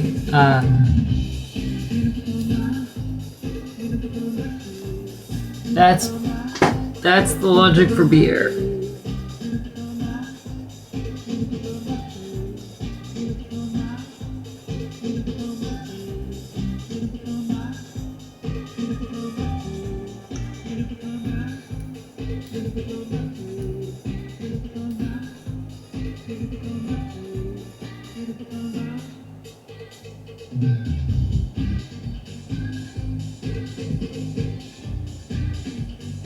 So if the address was indexed that we were supposed to be accessing, and the address strobe is true, then this will be. I mean, we're working in inverted logic here, so this would be 0, which means true, and if CSME is not true, so we didn't have the right combination of the, oh, yeah, L word was true.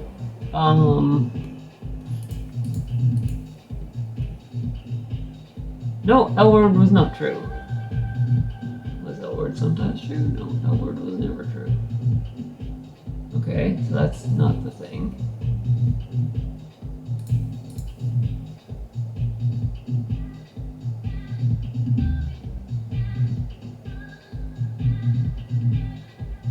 So it's supposed to be if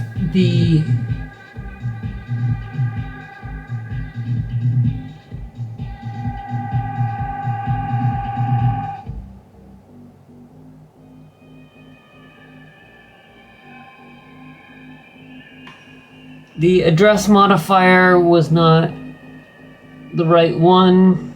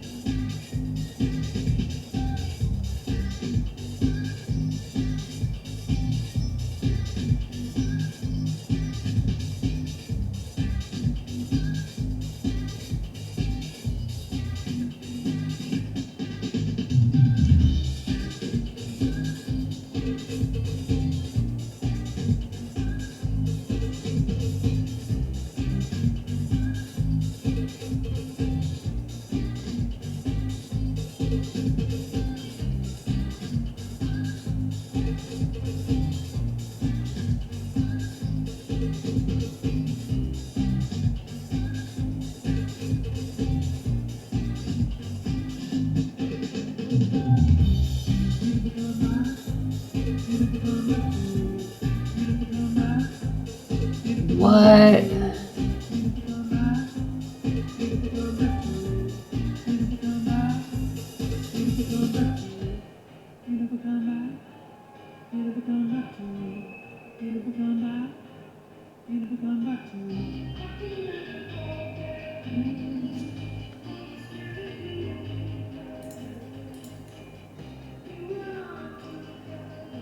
So the address modifier is 111.1.0.1.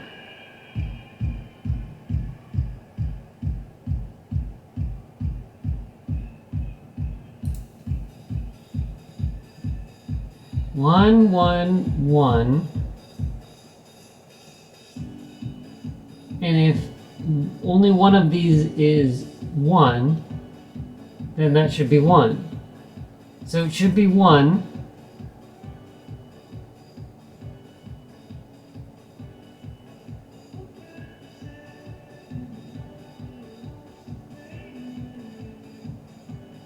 I mean, like, this should be true, so that would be 0 coming out of there.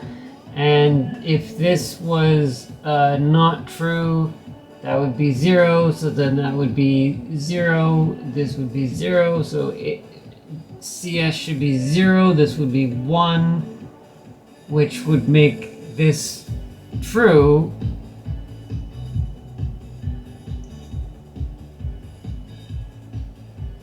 If it was actually selecting it, yeah. And if it was 0, so this was true. If this was 1, this was 0. And you have 0, 0. Which would be 0. Which would be 1. Which should then be 0.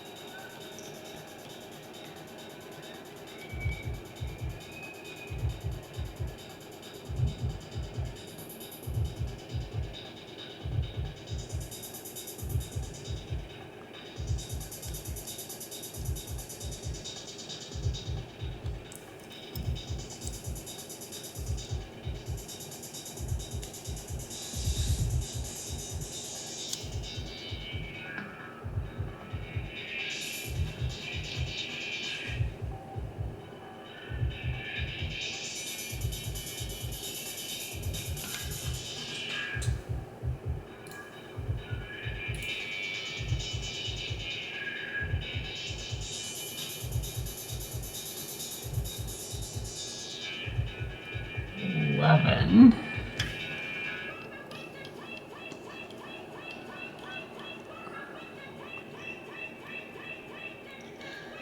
They are both being pulled low.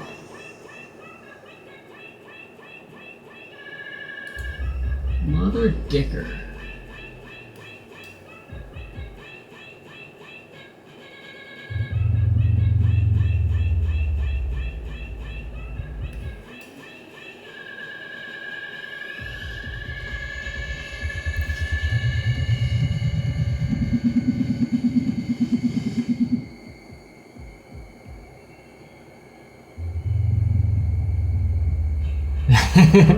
Dicks, and I say again, dicks, indeed.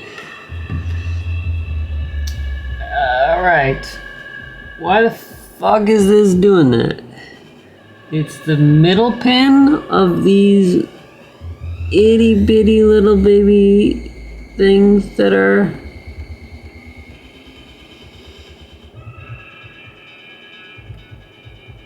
What? What? That's 0.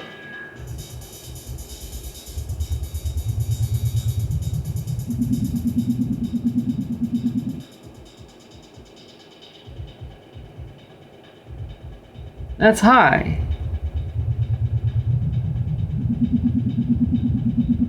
That's high. Right? That is a high level. That is a level that is high. It's reading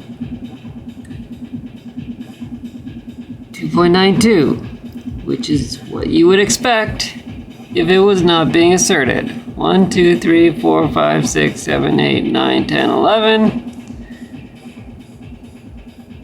So why the mother dick is it fucking pulled down?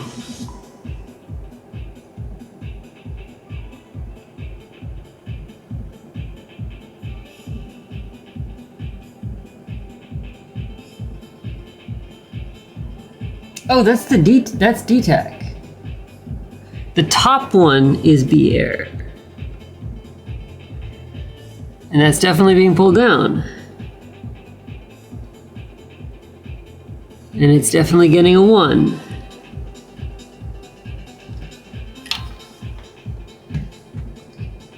So tracing that back is that one.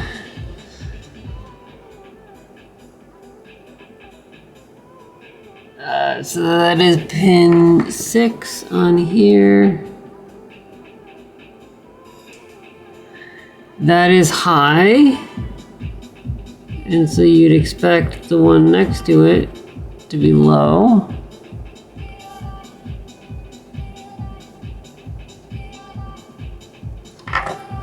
Okay. Which is that one. Pin 8 of here.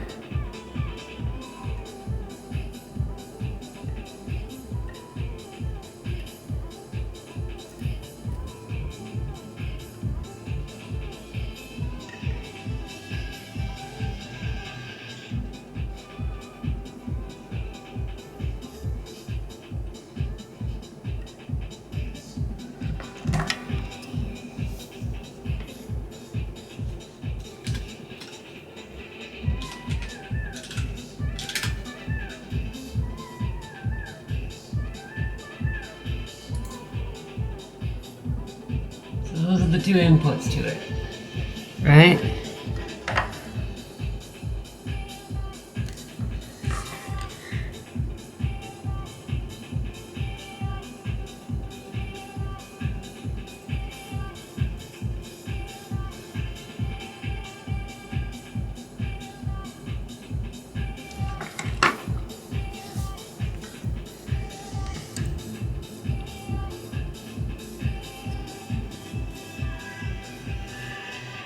I mean, they definitely are both 0.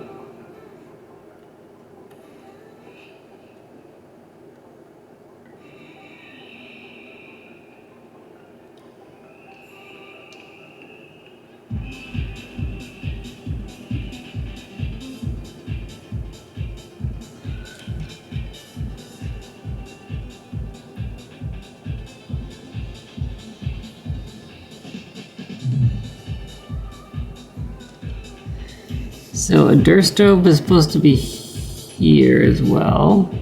So that's 0, which we would expect to be 0 because we're in the middle of an axis. 1, 2, 3, 4, 5, 6, 7, 8, 9, 10, 11, 12, 13, 14, 15, 16, 17, 18. That is low, so we are indeed accessing. So that one definitely should be low, but we would expect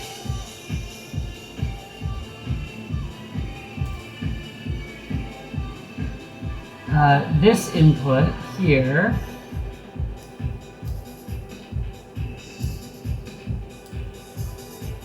that one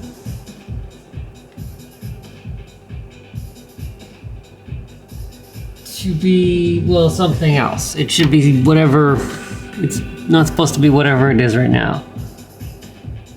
So that is pin 4.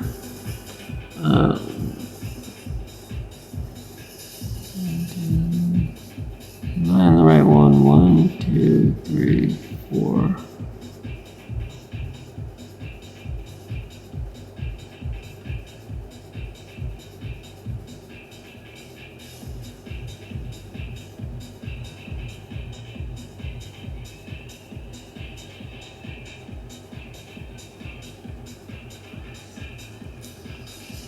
That's kind of a weird value. It's like 0.8. Well, when my probe actually works.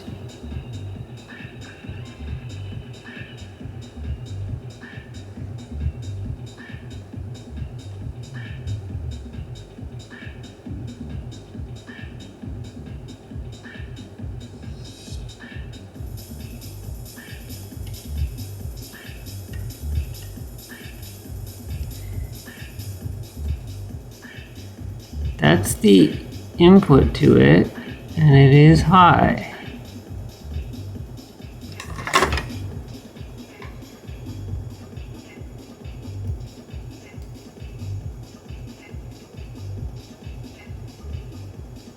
CSNE is high.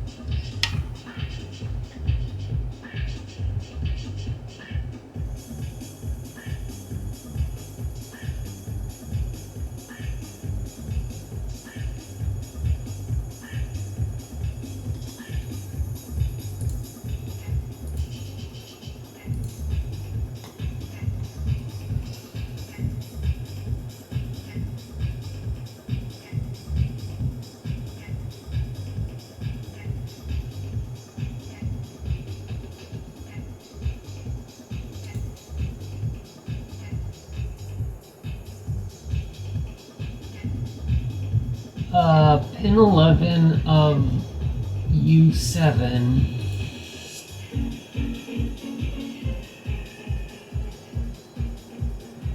is the output.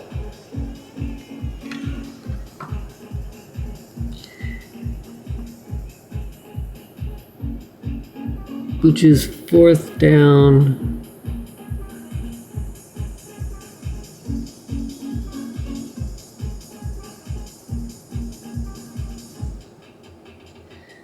Okay, so that's high. And so then the 2 above it should, one of them should be high. At least one of them should be high. That one's high.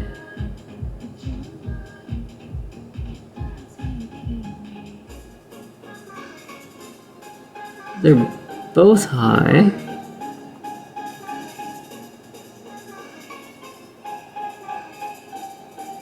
Oh, something has happened. It's not actually requested anymore.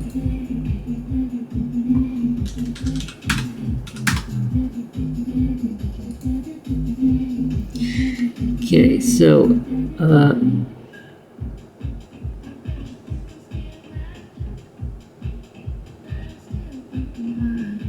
well, no, that doesn't make sense. They should, one of them should be low.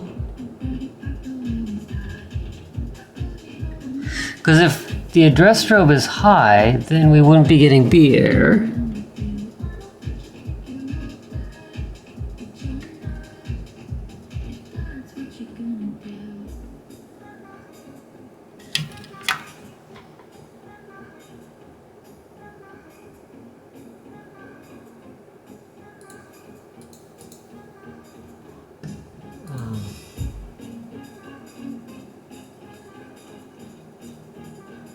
Yeah, I don't know. It should be.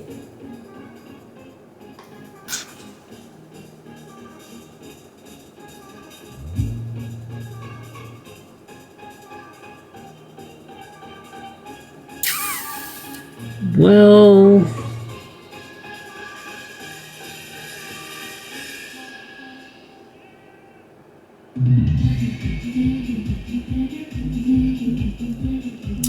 I think this is going to take another day of debugging, as these things always do. It does seem to be doing something, so there's that. It is asserting B error, but the CPU card is actually ignoring B error, so that's kind of good. That's why we're not getting actual bus error when like the CPU isn't causing a bus error and giving us a whole bunch of error messages out, because it's not even paying attention to that signal. But the fact that it's asserting that signal is wrong. So either my logic is wrong, but I seem to be coming to the same conclusion every time I check it, that it is right, or there's a solder connection that is bad, or the flux is interfering possibly, but probably not.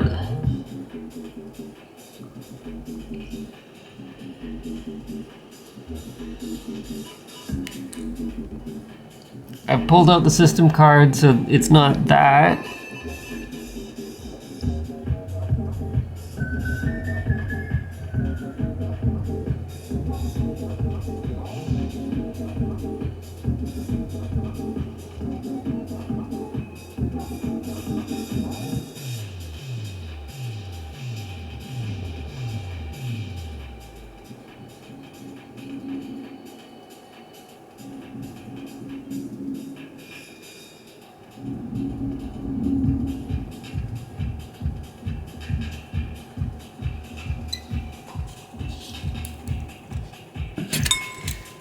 What if I...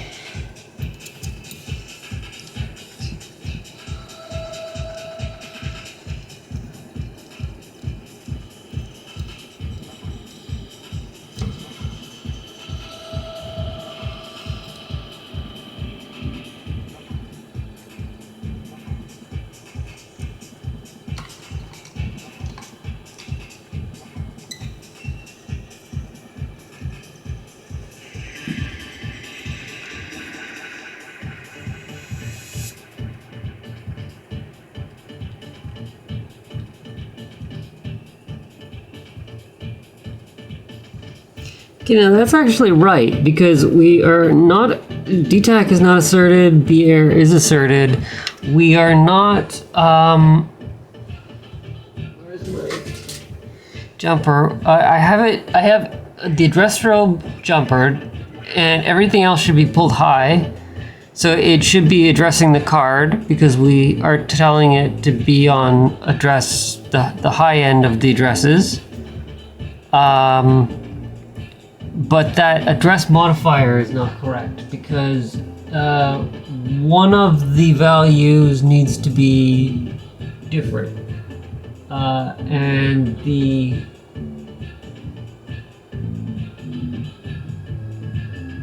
VMA0 or 1,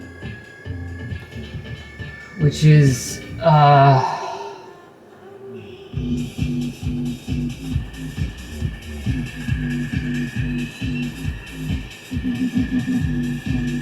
middle one. Let's do 17. So that should be that one.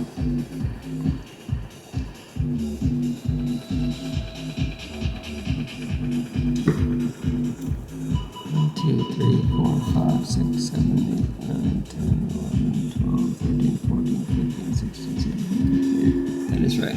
Okay.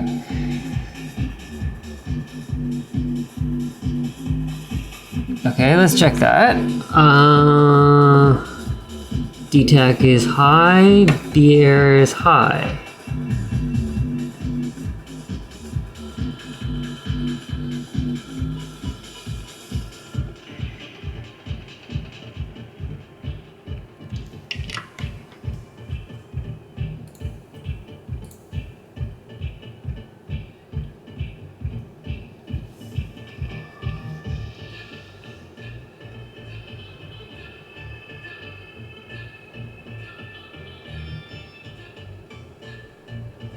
Oh, the data strobes need to be low?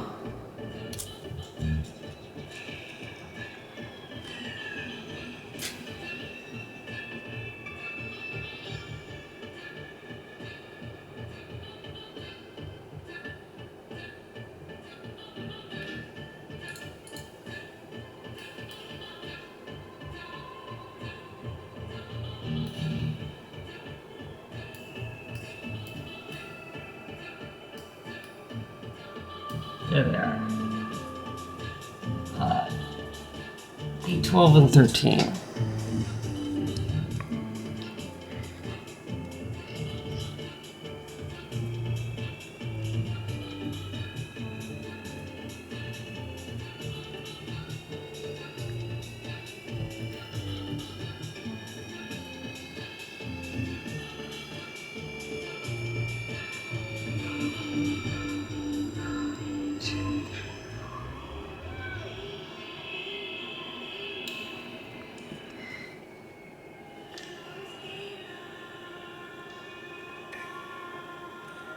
There we go. So that's correct.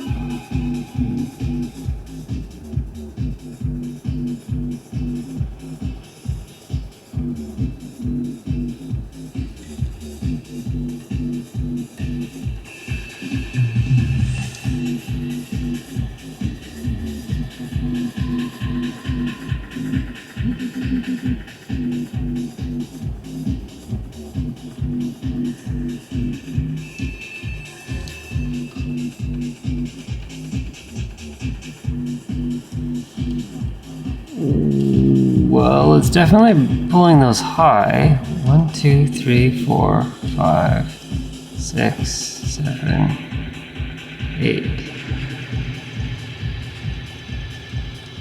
2.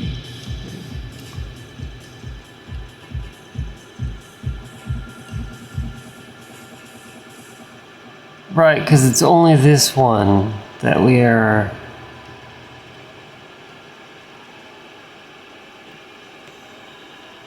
looking at. So this is the high address pins or data pins.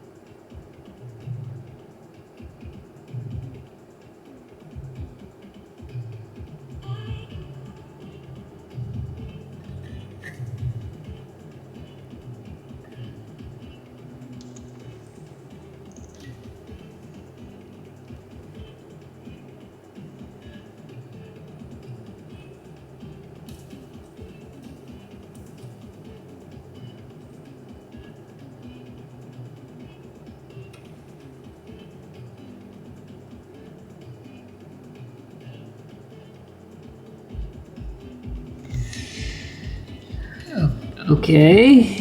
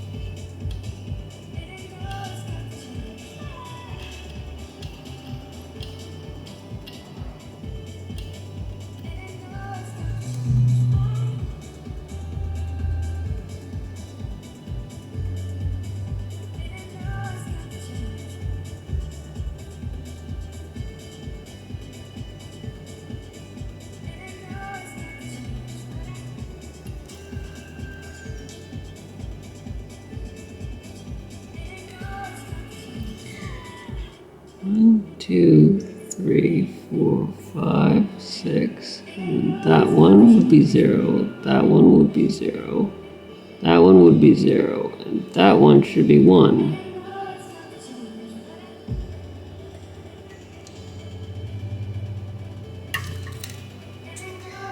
D12. 1, 2, 3, 4, 5, 6. 1, 2, 3, 4, 5, 6.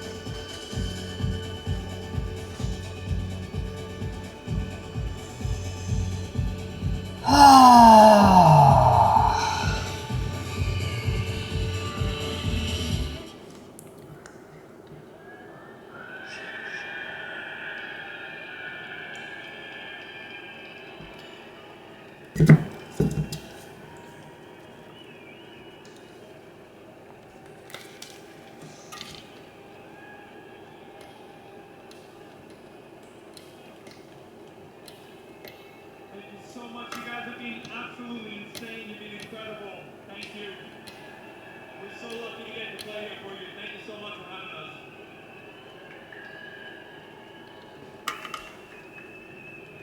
This is crazy.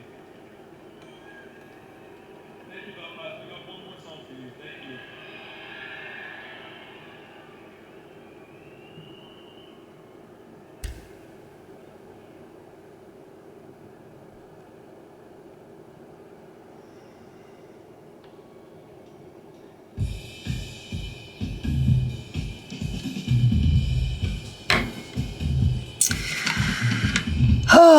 Well, as usual, these fucking transceivers don't seem to be working the way that I would expect them to be working. And it could be a missolder, or it could be something just completely different. It looks fine. I see no bridging. And yet it's not behaving the way I would expect it to.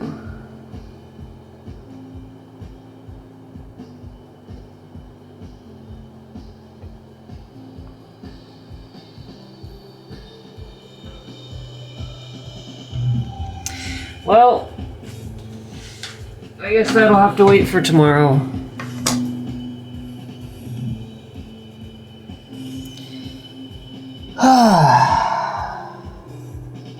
Not sure if Helena and Dainty are still around.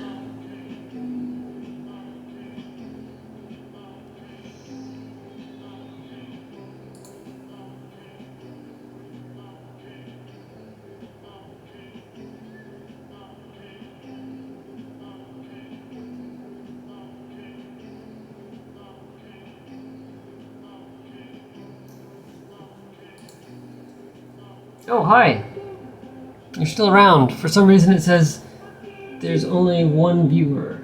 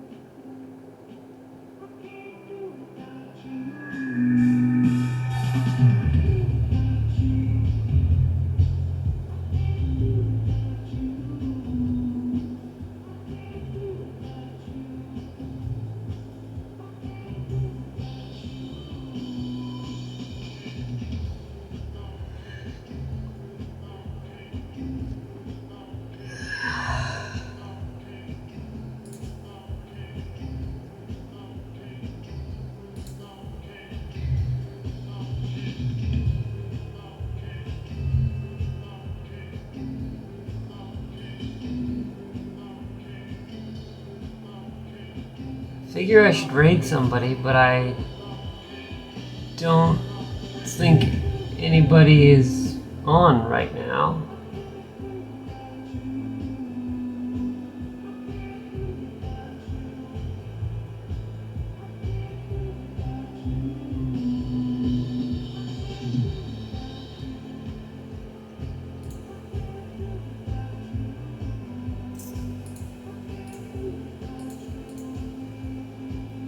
Yeah, I think I'll just end it here. I will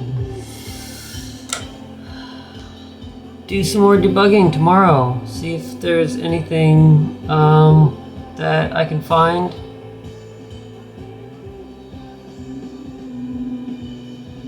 It's sort of working, so that's like, you know, there's something there, but it doesn't seem to be outputting the data correctly. The chip itself is outputting different data, and then the transceiver seems to be outputting. Maybe these transceivers just don't really work for VMEbus. We'll see. I made progress, which is always a good thing. Yay! Thank you, Helena. Yeah. I mean, at least it's done. It was quite a quick build too. I probably should have stopped earlier, to be honest. It's really late. But yeah, thanks for joining. I will maybe be on tomorrow, or maybe not. I may just take it easy tomorrow. Yeah, it might be like it could potentially be a week or so before I'm back on, but we'll see. Anyways, thanks for joining.